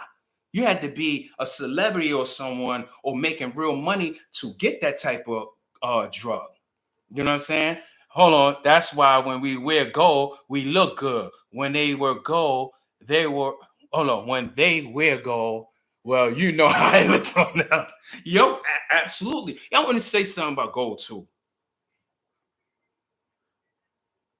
Gold is so important. When you read the Bible and all these books, even when you watch TV and you go to them Roman eras, they always go for the gold. And they go for the rubies and they go for the silver. That's the main three things they want in this country. That's why I wear gold. People like, yo, you looking like a rapper, nigga. This ain't no, I'm not wearing this because I'm a rapper. I'm wearing this because originally it comes from my motherland. This is my shit. This is our shit. People supposed to come to our land and ask for it or want to make trade for it. That's why they always had pawn shops everywhere in the hood, because the value of the dollar is dying. So when the shit completely dies, what you gonna trade? A car? They don't want that. They want gold. When you fall off and you ain't got no money to get back on your feet, guess what? You got gold. You change that shit in and get back on your feet to take care of your family. They want you to think, yo, don't wear gold. And you know how they fool you? They coming out with all these fake diamond shits that looks like gold. It's all fake. You want to glitter, and they removing all the gold off the market in the streets. Look at the rappers now. Which rapper wear gold? Every rapper I see them wearing, they glimmering. I say that's bullshit. Diamonds, yeah, that's cool. But technically, when the country fall, diamonds are bullshit. It's no value. That diamonds come from Sierra Leone. There are rocks. They kick that shit on the floor all day, every day, even on your birthday. But what they do is these Europeans just want to control Africa and take Africa over because it has all 100% resources that fuels the entire world.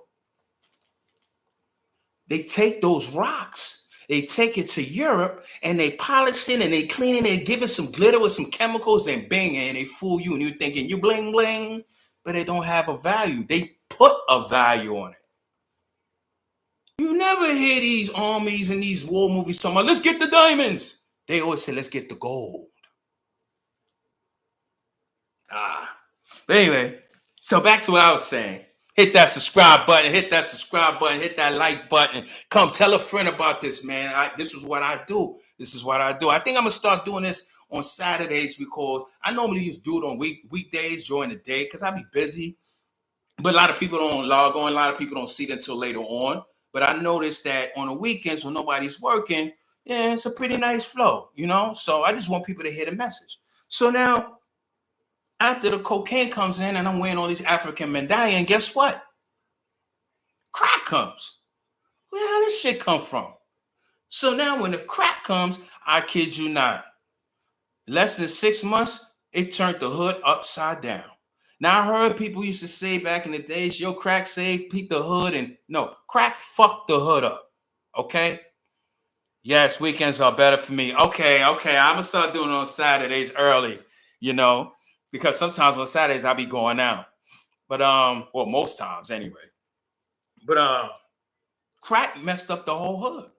I remember I used to come from school and the buildings had never had lights because, sometimes the owner of the building was smoking crack. You know what I mean? And back then, it was just so bad that they didn't even care how black people lived because crack messed the hood up. At the same time, the Jewish people, who are not really Jews, and we'll get to that probably down the road, if I'm still on this, talking about this topic, or I'll make another topic talking about the original Jews, because these fellas over here, man, they from Europe, man. These dudes ain't no Jews. They beg for the religion. It was asked, what religion y'all want since after what happened to you in the Holocaust? Because we sorry, we set it up and, we put y'all through this. Me, France, and Britain, we sorry. Yeah, they put Hitler in power. They said, we sorry. And they said, well, we can't take Christianity over, obviously, with our people. And we definitely can't take Islam. But nobody really talking about that Jewish religion. Oh, excuse me, Hebrew religion. We're going to take the Hebrew and we're going to call ourselves Jews, not Hebrews. We're going to call ourselves Jews. So we'd see how that happened. But like I said, now the crackers in the hood is messing up the hood. So now I'm watching all these fiends, man. It's like, and then we're killing each other because you have to stop the rise of the Black Messiah. Meanwhile, Farrakhan is on the scene causing them hell. So, man, this guy here, Farrakhan, man. So they had to pump these drugs. And then you got these guys in the rap music, they messing it up with all this culture talk. Don't worry about it, Bob. I heard something down in LA. What you talking about? This is 85, about 85, 84. What you mean? We got a bunch of niggas that's talking about killing niggas. Wait, what? They actually on music, on wax, talking about killing niggas. They're not supposed to be cursing. We don't curse on music. Not these niggas. We got to meet them. So here you got a guy called Jerry Heller, a Jew, comes out of nowhere.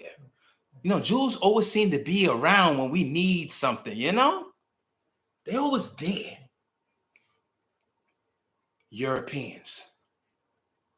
Because, they try to make their religion a race. Yeah, he's black, he's white, and he's Jewish. No, you're white. Your religion is Judaism. You ain't gonna talk that to me. You could talk that to them because they don't know. I know. You are a white man and a white woman that derived from Europe. Some of you and most of you was in the Caucasus Mountains, deep in the caves where it's 30 degrees Fahrenheit. That's why you like the cold so much. It's your nature. It's not hate teaching. This is not hate talk. This is facts. You know how I know? Because y'all even put it in the books for me to read. You know what I'm saying? So now they get Eazy-E and they tell him, listen, we can make you a star. You're like, what? Listen, I get you to a label and we could do this. Nobody was cursing on wax before. Eazy-E come out, fuck this, fuck that. Eat a dick, eat a that. We was blowing out our mind. But sadly, so did me too. Because I started to gravitate to the music. Because in my hood, although we heard the positive music, once we got around each other, it was niggas and bitches. What up, motherfucker? Yo, niggas is violent. Yo, we about to fuck that dude up. So when you hear the music, and then it's like, fuck niggas, I'm ready to ride a motherfucking AK. Like, whoa, shit. What's that? I ain't never heard that. Yo, put that on. Then we had fuck the police. Fuck the police. So now we like this. Our whole mentality changed. So we took the African medallions off. We took the hat off. And we start putting on the rope chains. We start putting on the gold fronts. We start putting on the gold rings. We start saying, yo, bitch, come over here. Before it was yo sister, yo black man, yo God, yo brother. Now it's yo my nigga. Yo, you holla at that thotty. That's our language for our people. And they started to work. So what they wanted to do also is they had to control the music. Because you still had these conscious brothers like KRS-One still trying to fight the message to come in. So nah. We gonna bury KRS. You don't even hear him no more. They got rid of all the conscious music. They tried it with, what's that brother name? That was battling with Kendrick Lamar and Drake. Damn, what's that brother name? It'll come to me. I know I'm talking about light-skinned brother, but he raps and he raps a little conscious. He doesn't rap all that ignorant stuff, meaning unaware stuff, but he raps stuff that's kind of positive. They try to distract him. It ain't work. Because somebody probably was in his ear telling him, yo, nah, gonna take you off your plane, man. Don't do it. See what I'm saying? They don't want that type of conscious music for your generation because they did it to me. See, when Scarlet came out, this is New York. And it was the hit. It was the hit. But go back to all her work on YouTube. She's talking positive, conscious stuff in her poetry. Things that'll blow your mind, things she was going through. So they looked at her and said, oh shit, we got one. Because, you know, it's fading away with Nicki. We're not making enough black holes. Nicki is becoming too old now. We need something young because hip-hop is a young man's and a young woman's game. So all the 50 Cent and all of them, they done retired from that type of talk. They talking business. They talking about building. They want to build a world for their people. 50, him, Tyler Perry, all of them putting all our people in movies. Hollywood ain't doing that. You're building a world for your own. So after NWA, you had nothing but this gangster music coming out.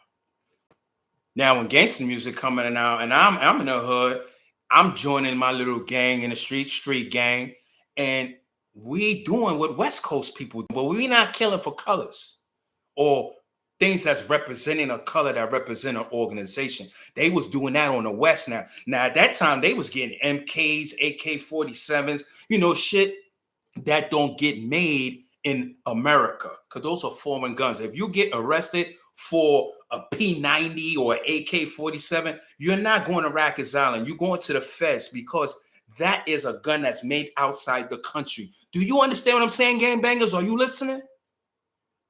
And you get nothing less than 5 years. So who the fuck must have sit up for 10 years in the feds for getting a P90 you ain't never used? But they need to stop to prevent the Black Messiah. And they don't want no gangs unified. They don't want you unified, man. You're an army. So they're going to let you do your drill music. They're already monitoring you. You don't know that? You ain't heard of the hip-hop police? They was doing that shit in the late 90s with Puffy and Pac after them. I mean, during that time when they was beefing, the hip-hop police came out. They were all an intelligence program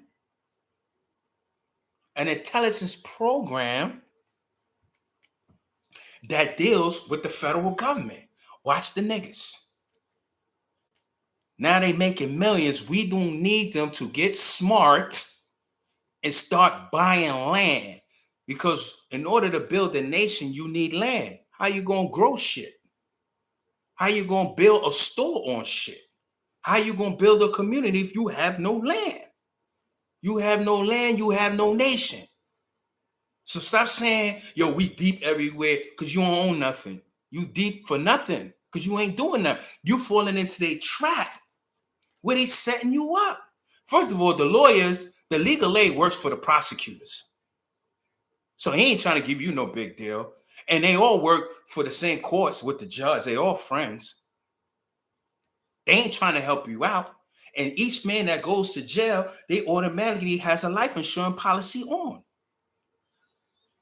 So when your parents send you money and you got to go to commissary, the commissary is owned by them, and they're independent people, not black people, white people.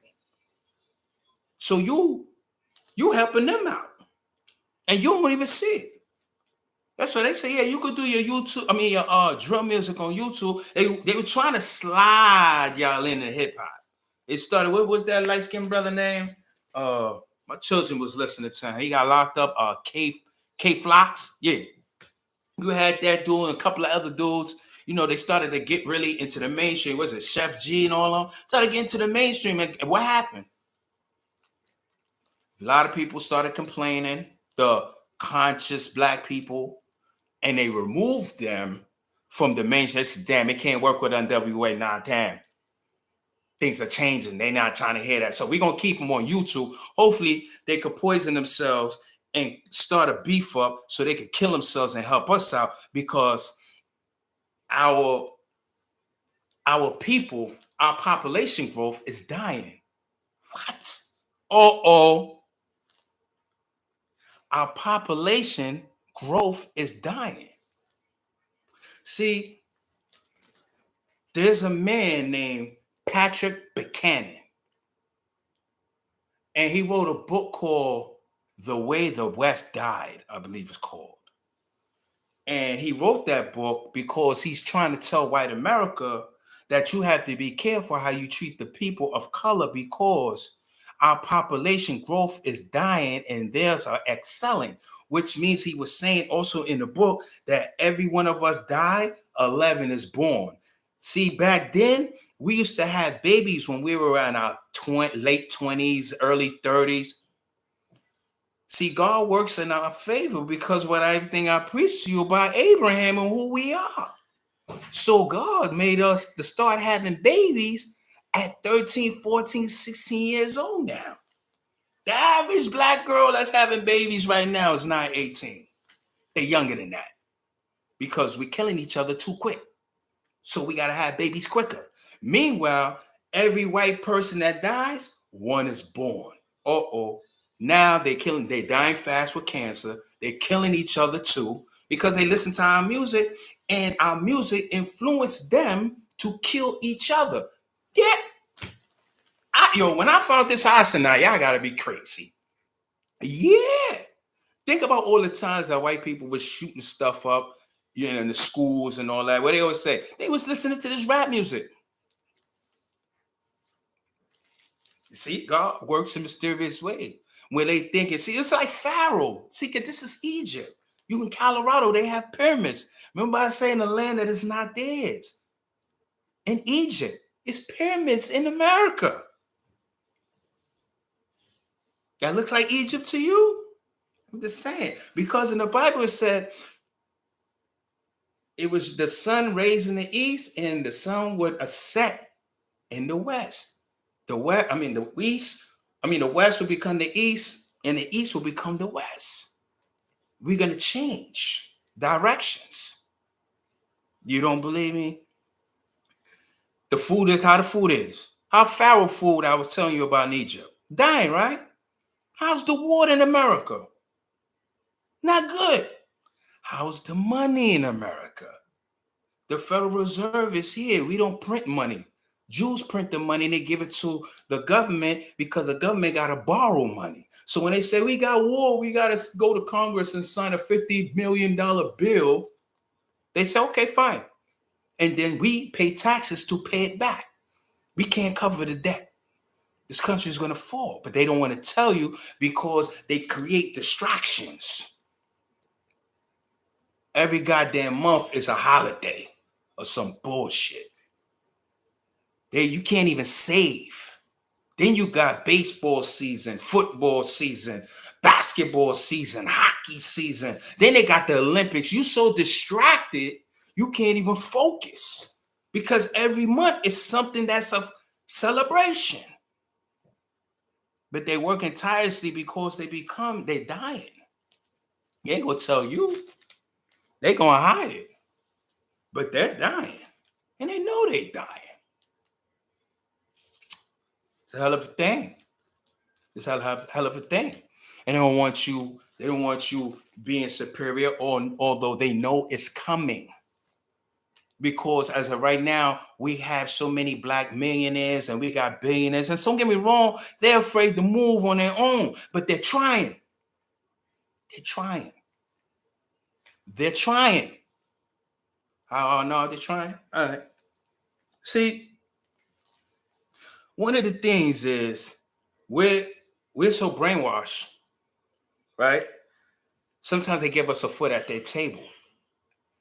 And as long as we are making them millions and billions, and we are not being independent to build anything, it's all good.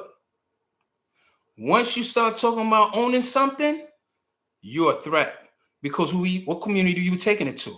Our shit is already solidified, so where you going? Puffy, yeah, Puffy's questionable. I'm not gonna say that man is innocent.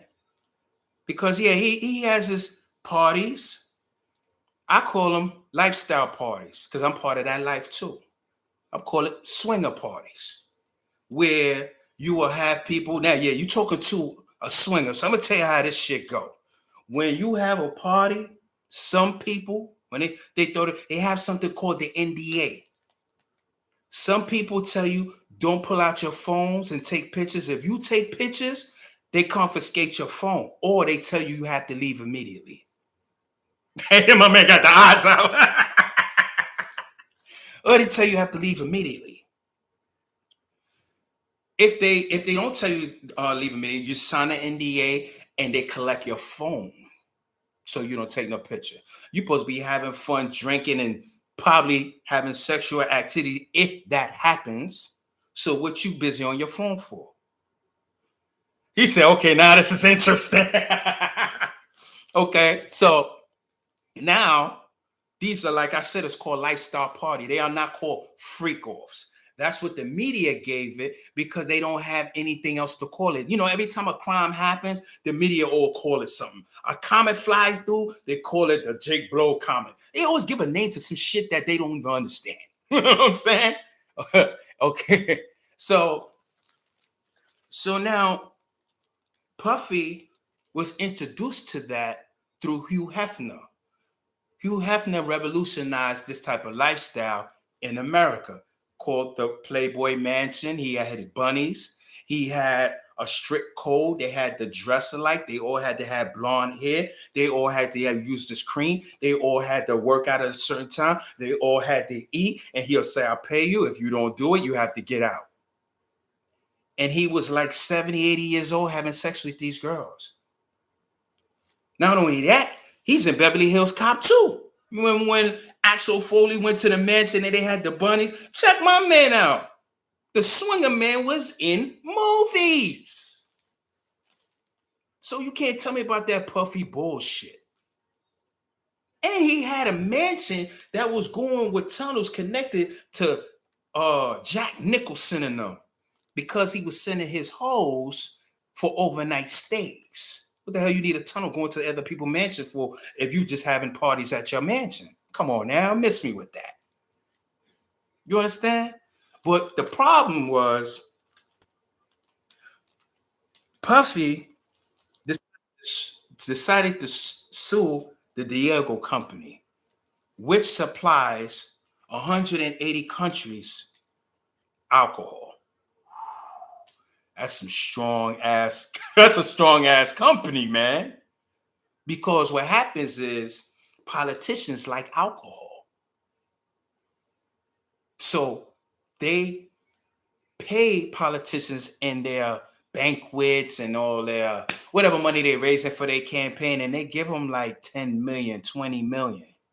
They paying to get shit done. They're paying to have a connection to get shit done.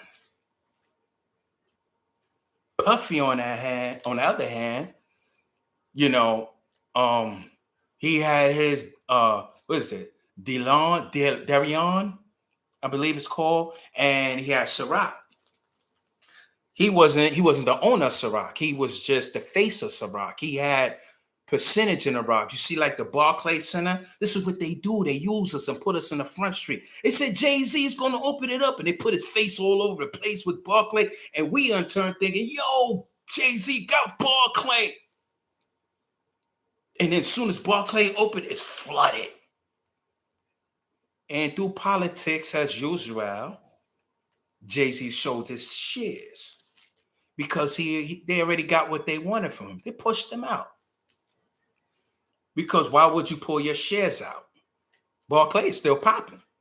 You're still making money. It happens like that. You understand? So Puff got $1 billion settlement. That's some shit. Settlement, not win in court. Settlement. You're gonna settle. What? $1 billion. Damn. Shit. I wish I had $1 billion. At the same time, during this, Puff wanted to make what is called his own black political party. Now, he don't want nothing to do with the Black Caucus, who are actually bullies. They're a college fraternity. This is what LeBron James is down with. He got the symbol on his chest. They're called bullies. They are like the gatekeepers of the black community, and they were the gatekeepers of the civil rights movement. They were the ones that tried to dictate to shit what goes on in our community through their former slave masters. Oh, baby, this is deep. See, y'all all right out there? Talk too much for y'all? So, now when Puff decides to do that, they came after him. They came after him because you can make money all you want. I don't know. I think you're the only one that's there, man. You know, some people ain't ready for this type of conversation. Okay, because they're on my laptop. It just say one person, so I don't know who's there. So now Puff, like I said, they came after him. They been knew what he was doing. All of them knew what he was doing. Even Ellen DeGeneres said it on the couch. She said, "Oh yeah, I know about those after parties," because that's what they do in Hollywood. You look at even Eddie Murphy. You look, but not Eddie Murphy, but Richard Pryor's documentary on him or the movie about him. You will see that he's at these parties and they having coke parties and then they having sex. One of his wives, he ran into the room and his first wife, the white girl, was sleeping with one of the managers. And he closed it. That's how they divorce happened, because they was at a freak party, as you call them. Okay, you and your son, hey, okay, that's what's up. I'm coming back because now we're talking about Jay-Z, but I'm getting back to the gangs. So now Puff, they like I said, they didn't like that, man. And they came after him. And what was the last call? Was definitely the Black Political Party. That was the final straw. And you know, history repeats itself, like I said, right? Did you know that Suge Knight, Jay Prince, or the owner of Rap-A-Lot Records, and Irv Gotti, they was going to start an independent distribution and record label for black people and compensate them with retirement money. So now you rivaling all the record labels throughout America. Then they was talking about doing a political party. Okay, Boss Lee, I see you. Need the seduction. So now they was going to do that. They came after Irv Gotti first. They connected him with the Supreme McGriff case. These dudes was locked up for murders and drugs. Irv got him like, yo, we record label owners. We make gangster music. What the hell? They said, well, Supreme financed Murder Inc. Supreme was in jail. What are you talking about? But this is what the media does, because the FEDS has control of the media. So the thing to make you look bad is called propaganda. What is propaganda? We use it in the hood every time. Propaganda is when you're afraid of someone and you can't step to them and do what you have to do. You make up lies and you spread gossip so people around them could separate from them. So when you have your circle separate from you, then you become weak and vulnerable. But if that don't happen, oh man, well the next thing is maybe you could put them in jail. If that don't happen, like they did King, all right, we gotta blow his throat out. Yeah, we gotta kill him. But they came and they locked Irv up. And they started the propaganda machine like they doing to Puff. And right now, Jay-Z, oh, we get into that too. So they locked up Jay Prince from Rapid Live Records. It got him under RICO for 3 murders. And then, of course, Suge Knight. We already know about that. So their whole dream was dismantled. And this is what Jay Prince said. He said, I'm not going to point fingers, but someone decided to leave our secret meeting. This is what he said. He said secret. He said our secret meeting and went and did an interview and talked about this. And they came after us. Stop the rise of the Black Messiah. Okay, Jasmine. That's what's up. So stop the rise of the Black Messiah. Remember I told you what music was doing to me? I was walking around African medallions. What? Stop them. We need to keep control of the niggas. Because that's how they gonna always look at us. As long as we practice their culture, European culture, with these holidays, as long as we have their last name, because my last name is Morgan, but I don't recognize it. I have my old cultural name. You know what I mean? I do recognize it, but I'm not saying solely like that's my root last name because I know where it come from. That's a European last name. So, like, as example, when you go to Africa and you say your name, they already know who you are. As a matter of fact, as soon as you speak, they already know who you are. They say, oh, those are the niggas. Those are the ones that was in slavery. And you probably go over there and say, I'm African American. They say, what the fuck is an African American? You can't tell them who they are. They are African. They tell you what is African, not you.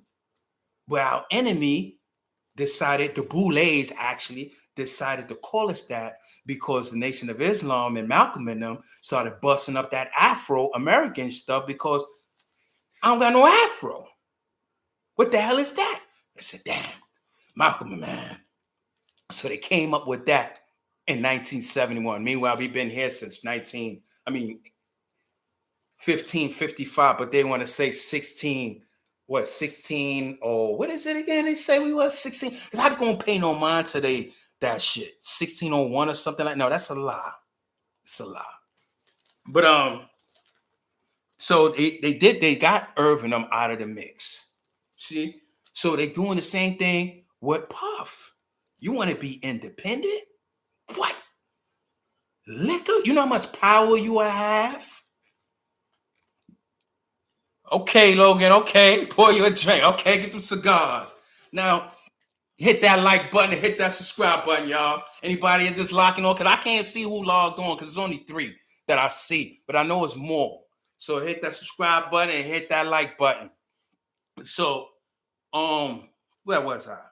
Oh, so they got Puff out the mix. Now they're hitting you with all the propagandas. They getting old pictures and videos wherever he at, whatever party that with people that's fully clothed walking around. Let me tell you something. I'm gonna get back to the LS thing because I know I stopped there.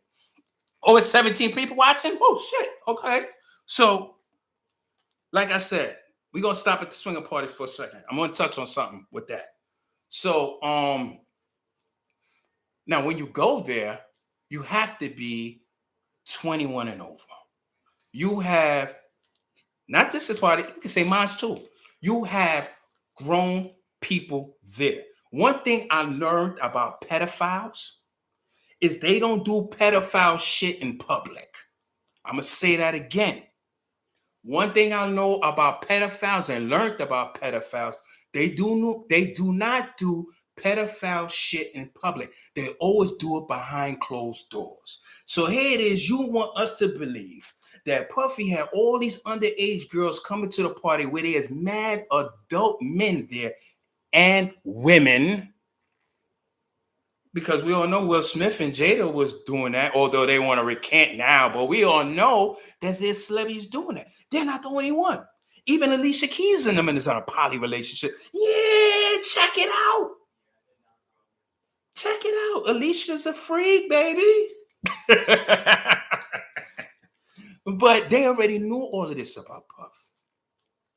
So when the government always want to come get you, they always have to scrutinize everything you do in life. And they have a whole book on it. So when it's time for you to crush you, they open your book and they put you all through the media. Who controls the media? Them. Who controls it? The Jews. Who's in the lobby? The Jews. Who controls the American government? The Jews. Who controls the record industry? The Jews. All white people. You know what I'm saying? So they had to get Puffy out of there. Because Puffy about to, because see, you know, when you could do all the corrupted shit and the sneaky shit like Puff was doing throughout the years with Sean and all of that, don't get me wrong, he's not innocent. I'm not saying that. I'm talking about the shit he's locked up for. But I know some of you will say, oh, it's karma. And that could be that too. I could be that too. But when I see what's going on, I don't give a fuck about karma. I see the setup. Because see, when you get to that status quo like Puff, they start to believe that, oh, maybe this nigga is our real nigga. We could really have him control the hood. Here, take the keys to the city. But once he get there and they realize how wicked they are, he pulled back. And he said, nah, we got to do some other shit. But his problem is he did it out in the open. You got to learn your history. You don't do that shit out in the open. You want to talk unifying your people and all that? You do it behind closed doors and you get a room full of people and you sit down and you talk. You don't start broadcasting on bullhorns what your intentions is for your nation. Because your enemy is listening. You see?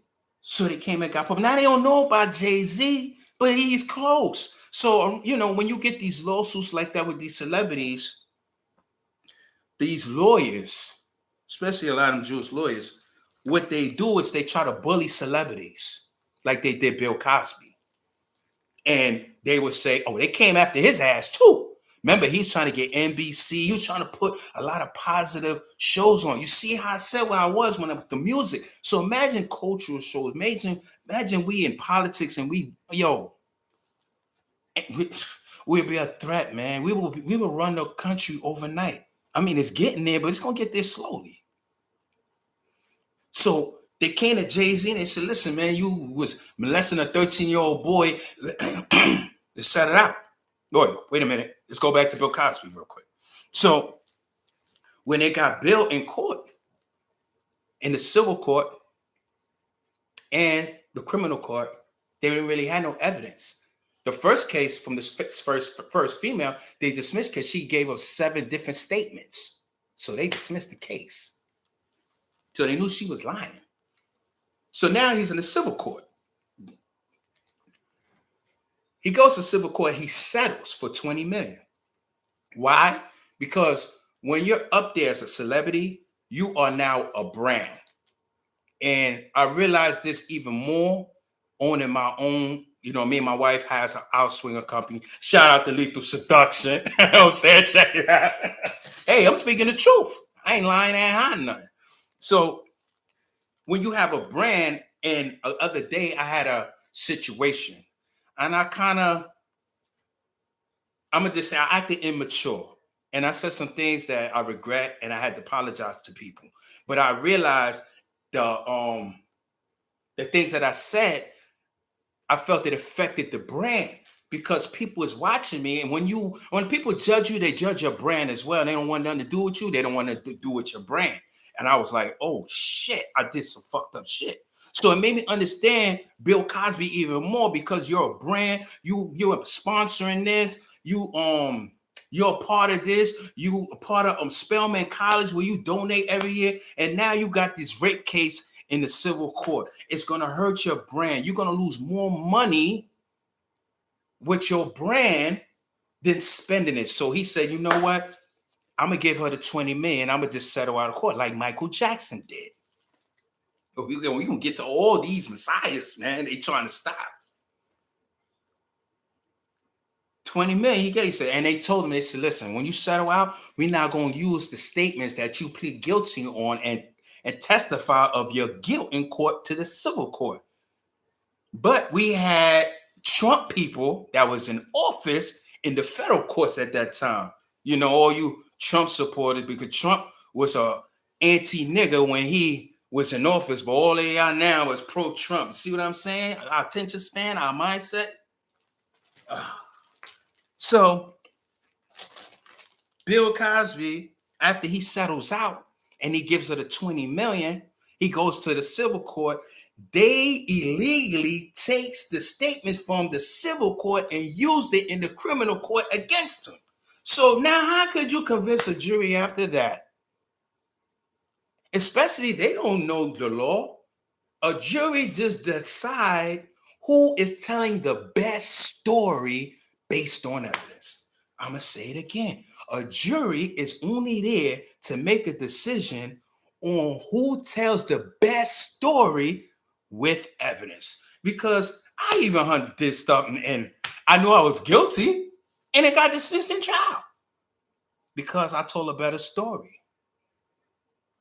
So that's about. So Bill got, he got railroaded and they stopped his growth trying to get NBC. Now they destroyed him so much. Man, they had people talking about he raped them in the 50s. I said, are you kidding me? I said, are you kidding me, man? We are a threat.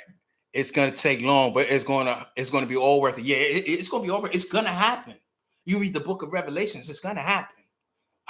Get to that. I ain't going to be able to get to that tonight, but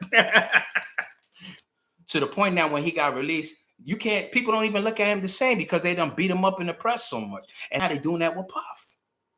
You're getting all these allegations. We got 100 and something person that just came out with a lawsuit. So I could put in a lawsuit right now to any one of y'all up here, even John Banks, and I could say, John Banks came from Mars and bulldozed my house. They have to file it because I filed it. You have to file it. It has to be printed, which means it could go to the press, and the press will be like, in Mars, it's the law. You have to file it. So when you hear, oh, Puff, you got another one, so what? You have to file it. When you get to court, then you prove it. Then you make me listen. Until then, I don't care. When you stop them Catholic boys from touching those little booty holes in the church with the cross and the Bible in their hand, then I will listen to you. Until then, I don't care. Hold on. Just like that chokehold dude, he had all white jury and boom, look what the fuck happened. Yeah. What's that? Daniel Penny. Yeah. And I talked about that in one of my videos. You know what I'm saying? Because they had the interrogation in the precinct, and he said, oh, when I had the chokehold, they came and grabbed his arms and I removed the chokehold. No, you didn't. Because I know if I get choked, the first thing I'm going to be saying is, yeah, you're going to know that I'm getting fiended out. And you talking about you was in the military? Come on, Caucasian, please. And you was trained by two of the people that trained you, and they testified and said you did it wrong. I ain't never trained them like that. But no white jury, and boom, he's dismissed. And you know why? Because we didn't give it no attention. You know why? We know what we was doing? We was giving Diddy attention. While this was going on, everybody was online. You got people on TikTok making live broadcasts about Puffy. But Daniel Penny wasn't getting no attention. As soon as this dude beat trial, now you got Black Lives Matter. They want to be on the front steps. It's too late. Take your black ass home. I want to hear about that. I don't want to hear about that. The family want to come out now and get money because the lawyers is telling them you could get something because the lawyer's going to get a compensation off of that. Get the fuck out of here. I don't want to hear about that shit. I don't care about them.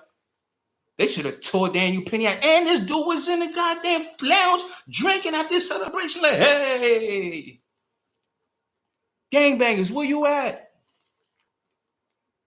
Kill one of your own in your face, live on TV, and walked out and celebrated. Where you at? Where you at? I'm not going to say back then it wasn't like that. I'm just saying that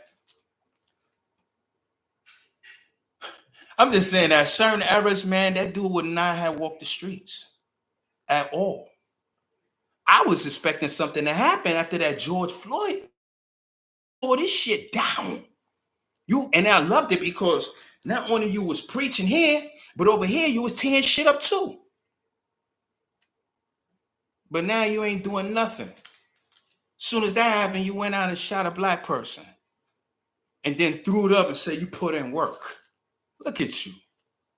Look at you. Some of us still live with our mother, but we talking about we gangsters and shit. The gangsters I knew, they was extorting motherfuckers and they was getting mansions and they was moving out the hood, moving their family out the hood, and they was protecting their family and their siblings from trying to join an organization of corrupt shit. They was trying to put them into better places. Not you. You get into the game. You want to bring your brother, your sister, your uncle. You want to make your wife part of the game. You know people getting killed.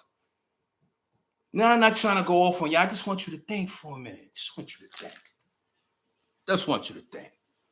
So, Bill Cosby, of course, he got his reversal because they know what they did, but they just wanted to pump his brakes. And they released him, and he has a lawsuit in because they violated his rights. Can't bring in no testimony from a civil court. But Trump people was in office. And Trump people was doing whatever they wanted to do to black people, and y'all put this motherfucker back in office? Well, I won't say y'all put him back. I'm going to say some of y'all helped put him back in office. I don't vote because that shit is all bullshit. Because popular votes don't count. It's electoral votes. And I know some of you may say, well, popular votes put the electoral people in office. Yeah, but once they get in office, they say, fuck you, because they ain't there already. They don't have to promise you anything. That's what politics do. They break promises. They put in who they want in office so they could be more powerful. It ain't got nothing to do with you.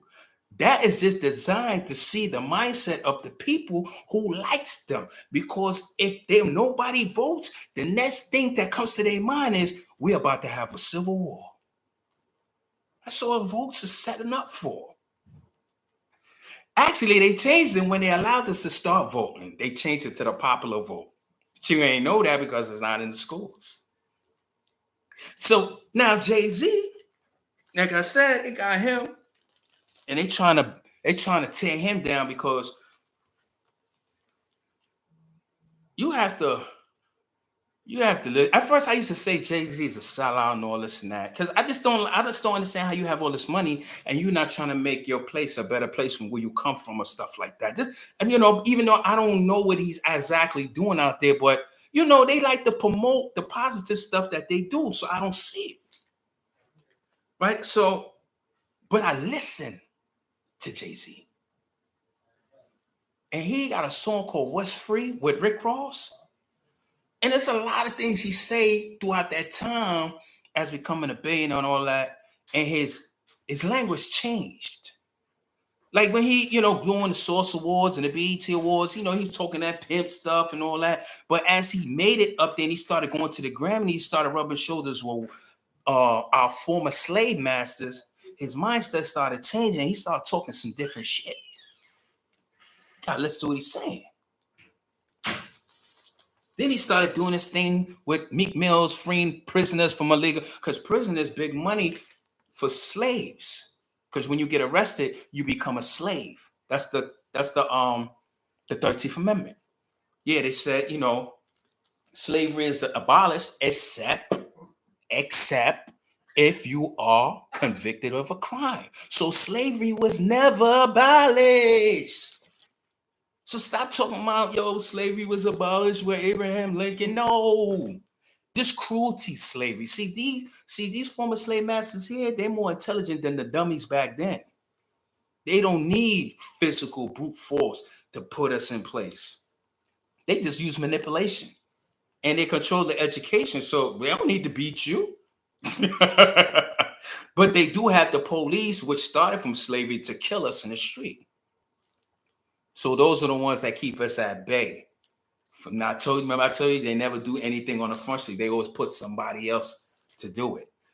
So now they come at Jay-Z and they say, oh, you a 13-year-old boy, you molested at a party and all that. So Jay-Z did the next best thing. Let's go, put it out there. Let's go. What's up? And they called him. They said, listen, first, this is what they did. They said, we're putting in a suit and we're coming after you. We could settle out or we could put it out there for the world to see. You see how we got puffy already. And most entertainers, they would say, yo, nah, how much you want? And give it to them. So they don't hurt the brand. Jay said, fuck you. Put it out there, bitch. And now there's another different story. The kid changed the story and then the rumor went away. Now it's dying down because it's all lies. Because see, they like, listen, you hanging around Puffy, Kylie hanging around Puffy, all y'all people of color, let's go after all of them. Because y'all starting too much shit. Now Cat Williams just did his movie studios at an old military base. Man, what? Tyler Perry already smacked him in the face with that. He took what was that? I think it was an old base from the KKK. I think that's his Cat Williams. It's either one, but put it like this. They both got their own movie studios. You don't see that much black people doing Hollywood movies. And when they do it, they ain't getting paid that much. Everybody gets paid more than them. But when they come to Tyler Perry, they all say they got paid more than they ever did in their entire career. That's a problem. That's a problem. Because black people or people of color now is not going to be looking to white people to be on the screen. They're going to their own. And they're getting more money.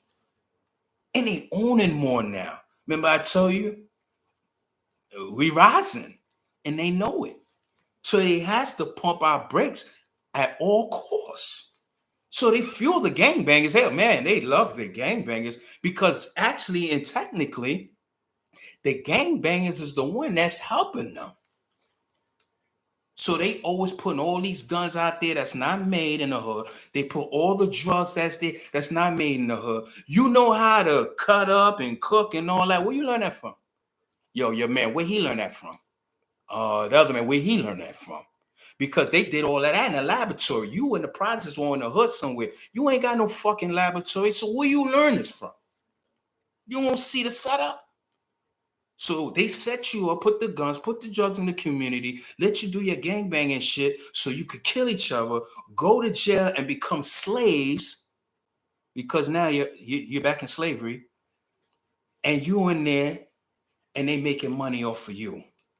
And they making money off of your parents because your parents the one got to go to work, do overtime on the plantation to come get money and put it back in the plantation in your hands. We all being set up. Now, I'm not going to say we stupid. I'm not going, sometimes I'll be like, foolio, but I can't say that because I always taught, remember what you knew not. Because it's not in your face for you to see. Someone has to teach you this. They have to point it out to you like they did to me. And then once you become resurrected, you start opening your mind, you start seeing shit different. You be like, nah, here they come again. That's what they do. Any strong black man that come up and raise up, they get rid of him. Any strong black woman get up and raise up, they get rid of her. They get rid of her. Remember Dr. CB? He was helping with all the herbs. He was curing AIDS, but he was curing majority of black people who has a strong population growth. He got to go. Dr. CB died in jail of starvation because an officer told him and his family they're trying to hire me to poison your food. Be careful, they're trying to kill you. So he didn't eat and he died. A man who cured HIV, which is court records. He brought so many, his witnesses scared white people, they sealed the whole damn case. Now, when they say they sealed, the case is sealed and you get arrested for some crap and you go up there, the case that's sealed get mentioned, but all of a sudden you can't find Dr. CB case. It's sealed. You know what I'm saying? Like I said, God said, There's one that's coming. But in that scripture in Genesis, he said, after 400 years, I will come. He ain't say Jesus. He ain't say Jesus ain't coming back. He ain't say Jesus. He said, Go ahead. Let's read it. It says Genesis 15, verse 13. And he says that. He didn't say after 400 years, I'm going to send Jesus. He said after 400 years, I will come. So if he was coming, what the hell you waiting on Jesus for? But we ain't going to get back into that. Let's get back to what we going to. So, like I said, the gangbangers, they help them out. They love gangbangers. Gangbangers are their best friend because they're helping to decrease our population growth. So when you kill each other, it's like you're sterile. There's no birth. Then you go to jail. Guess what? You sterile again. See, they're trying to stop it at all costs. Now they even kidnapping us for body parts because their genetic makeup is not the same. See, when you listen to like guys like Dr. Sebi that talks about health and food, he talks about it through our genetic makeup, which is an alkaline makeup. Alkaline is like fruits, broccoli, all vegetables. You know what I'm saying? This is what the pharmaceutical companies actually use, and they put it in a pill form with chemicals, and it gives you the side effects from the chemicals. But if you just eating that and no meat and all that, all you eating all day, every day is medication. And now your immune system gets stronger, you don't get sick. They said, now we got to get rid of this nigga. You messing us up with this pharmaceutical companies and all. You got to get rid of him. They got rid of him. They got rid of Mike. Mike was Muslim. He went out there, became a prince in a village in Ghana. I remember he was in a Jet magazine and everything. And he came back so excited because he had a conversation with Farrakhan. Listen to this. And he said, yo, I want to make a movie about the Egyptians. I didn't know it was us. And Farrakhan said, I don't think you want to do that. But okay, Mike. So Mike brought it to Steven Spielberg, a Jew.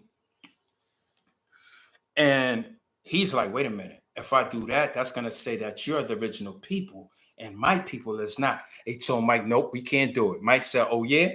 Mike went and made it into a video. Do you remember the times we fell in love? It was no love song.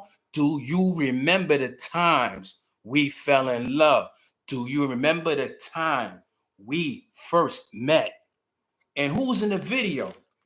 The Giants, black entertainers, Magic Johnson, Eddie Murphy, Iman. It was all black titans. And they was in there as Egypt. Eddie Murphy was the pharaoh. What? Yo, when he did that, what happened? Michael Jackson touching little boys. Remember that? Right after that video, Michael Jackson touching little boys. And they got Mike up out of there. Told him, let us see your penis. Mike said, what? Listen, man, you take the 20 minutes. Go ahead, you wilding now.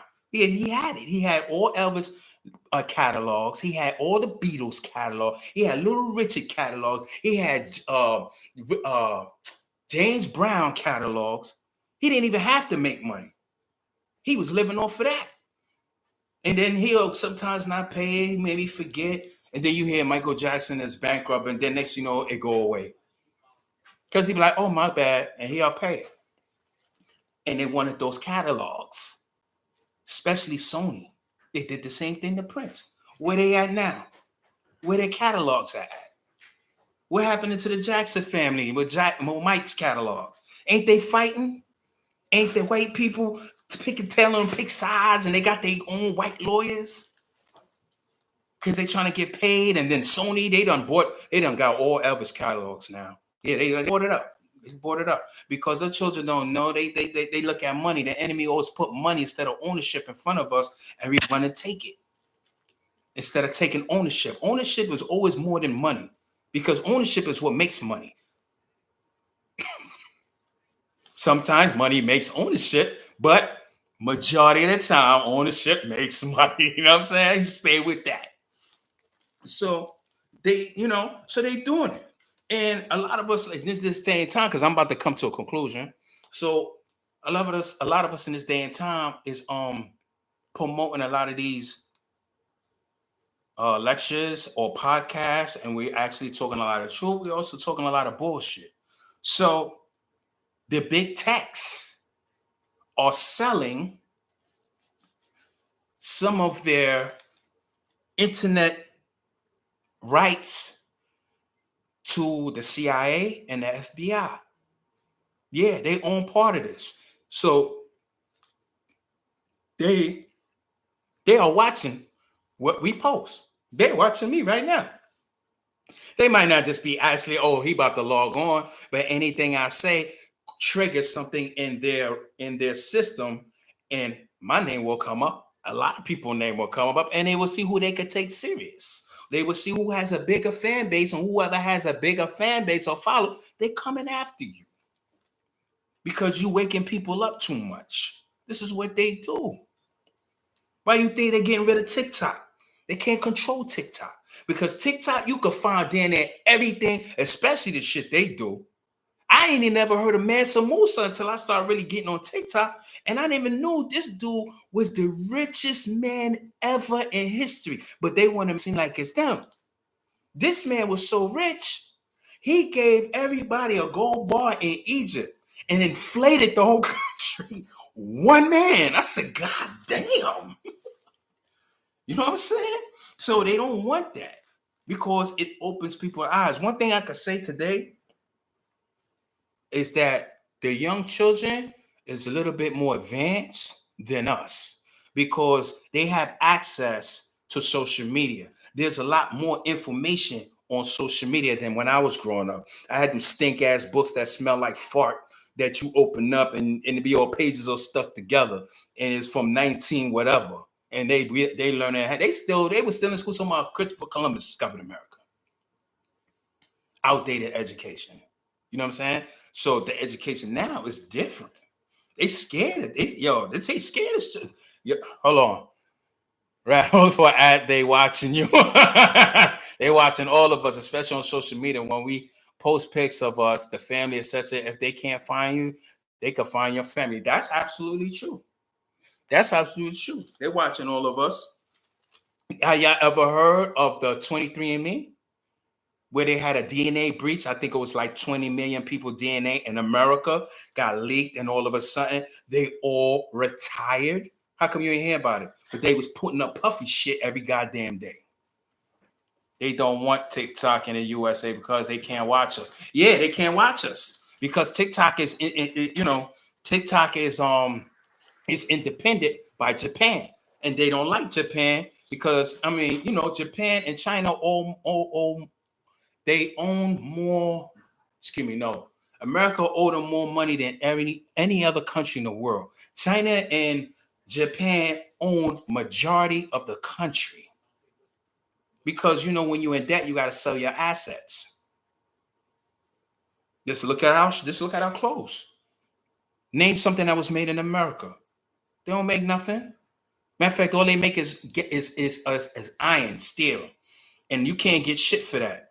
I had to give up. My transmission blew out on my Yukon, so I sent it to the junkyard. I only got like $500 for that because steel is not expensive. Only time steel is expensive in this country if this country's in war because they need to make bullets. They need to make bombs. And then that, this shit is broke. America is the nigga of the world. They don't make nothing. They're not independent. They just bully shit with weapons. Sound like the hood shit, right?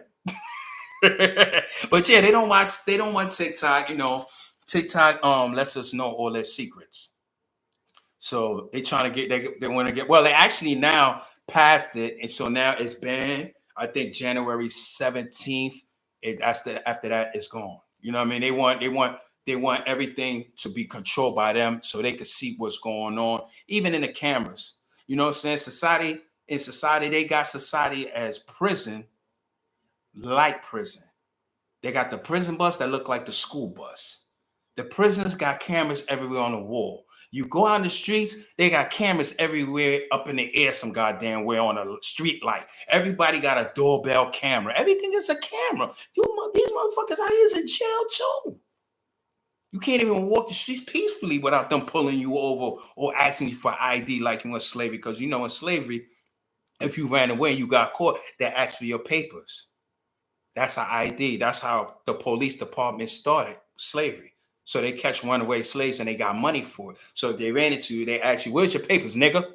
So now when you in the streets in this day and time in 2024 and you walk in the streets, they scared. They don't want to call you nigga because they know in this day and time they get punched in the goddamn mouth. So they say, "Hey, where's your ID? Where you going? What you doing?" Yeah? Okay. They see the same thing as slavery. Ain't nothing changed. They're watching us. You know what I mean? So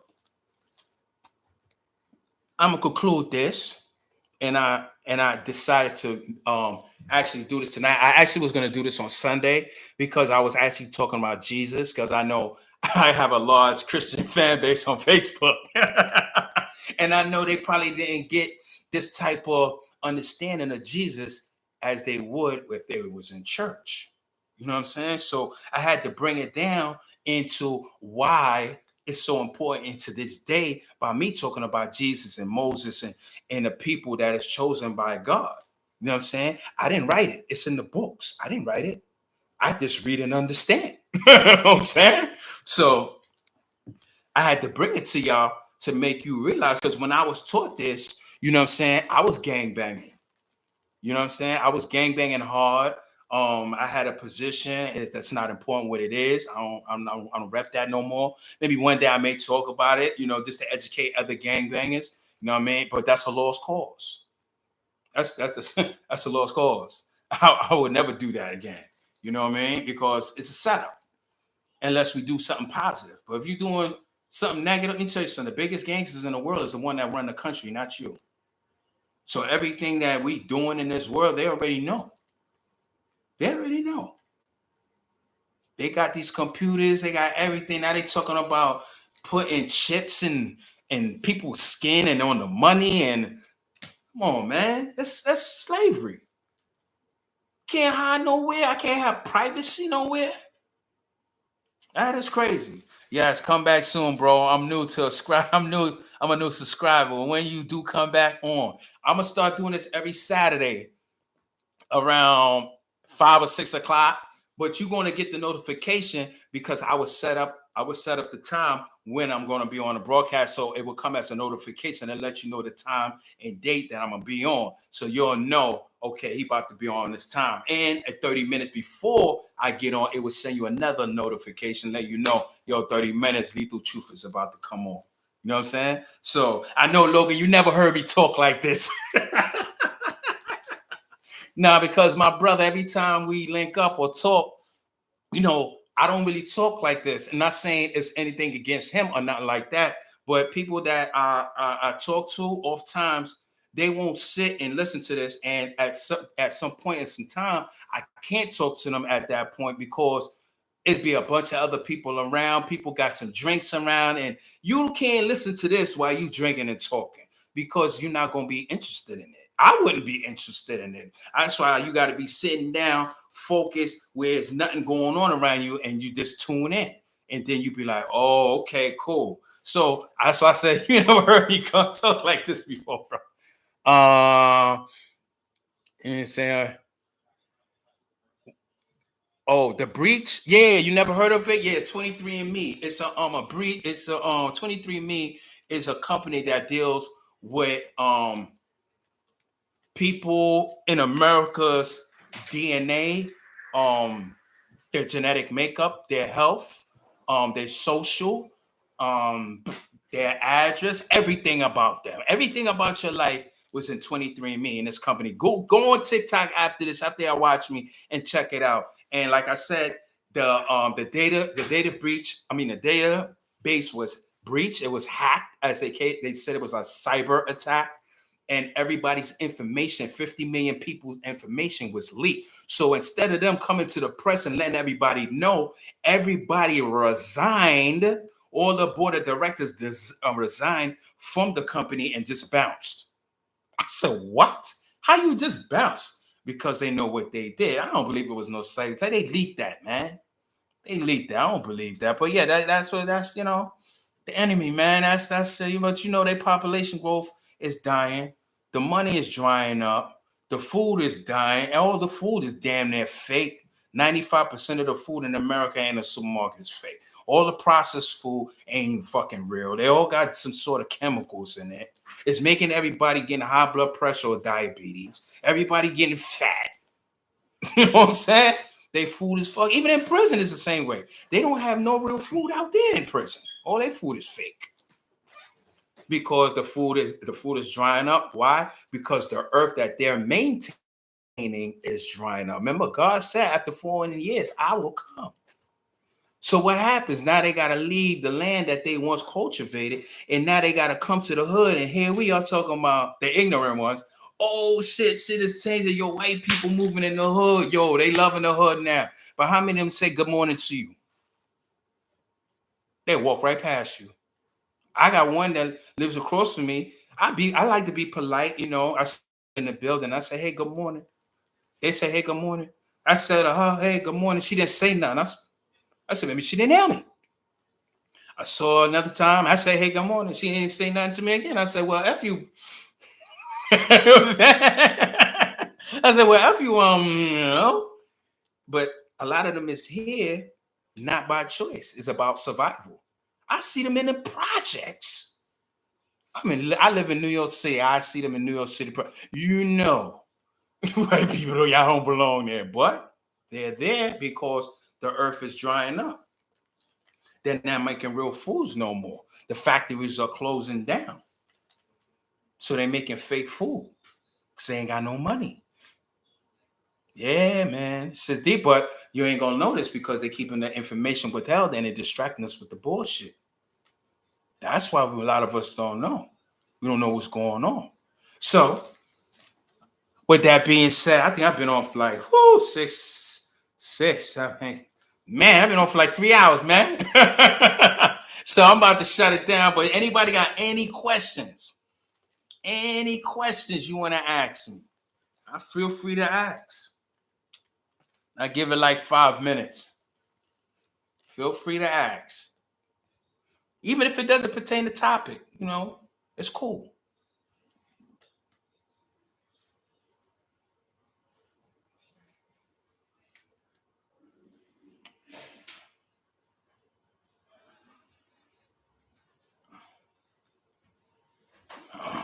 Okay. Got about 3 more minutes. You know what I'm saying? Okay. Oh, man. Yeah, man. Actually, I wasn't going to talk about the industry in this one, but the music industry, yeah, I had to. Because they're not making no more money. Matter of fact, I'm going to talk about that next time because they're not making no money. It's no money in the music industry. That's all these young dudes, they on YouTube and they making their music on these streams. They getting more money and they go do shows. They cutting the record labels. I ain't no more money there. Who making a record label? For real. I'll wait. Tell me who. All right. Oh, man. All right. So with that being said, this is what I'm going to say. I'm going to conclude this with knowledge is power, not money. Well, to a degree. Money is power too, but you got to have the knowledge and the connections. So I would say the key thing is knowledge is power. Don't be ignorant. If you're listening to what I'm saying, go do your own research. Don't take nothing for what I say for granted. But this podcast is called The Lethal Truth. You ain't going to bust up anything on what I'm saying because I already studied it. I already did research because they say if you start telling things that's not true or lies, then you become one of the number one liars to your people and deviate them from a mental free state of mind. And I don't want to be a victim of that. I'm not 100% perfect, but one thing I'm not going to do is betray my people. That ain't going to work. You know what I'm saying? Or betray even white people with the truth because I'm not prejudiced. I understand. I understand why they're that way. I understand why they're programmed that way. I understand they are programmed that way from their ancestors because you're not born that way. You have to be raised that way. You know what I'm saying? No questions you didn't make. Okay, Jasmine. Thank you. Thank you. So, with that being said, I'll see y'all next Saturday. I don't know what I'm going to talk about. You're welcome. I don't know what I'm going to talk about, but of course, like I said, it's definitely going to be educational. It ain't going to be all that propaganda bull crap. So tell a friend, tell them to hit the subscribe button. And with that being said, I'm going to say have a good night. And I love y'all out there. Thank you for supporting and thank you for listening to the Lethal Truth, where the truth will set you free. Later, y'all. Have a good night. God bless.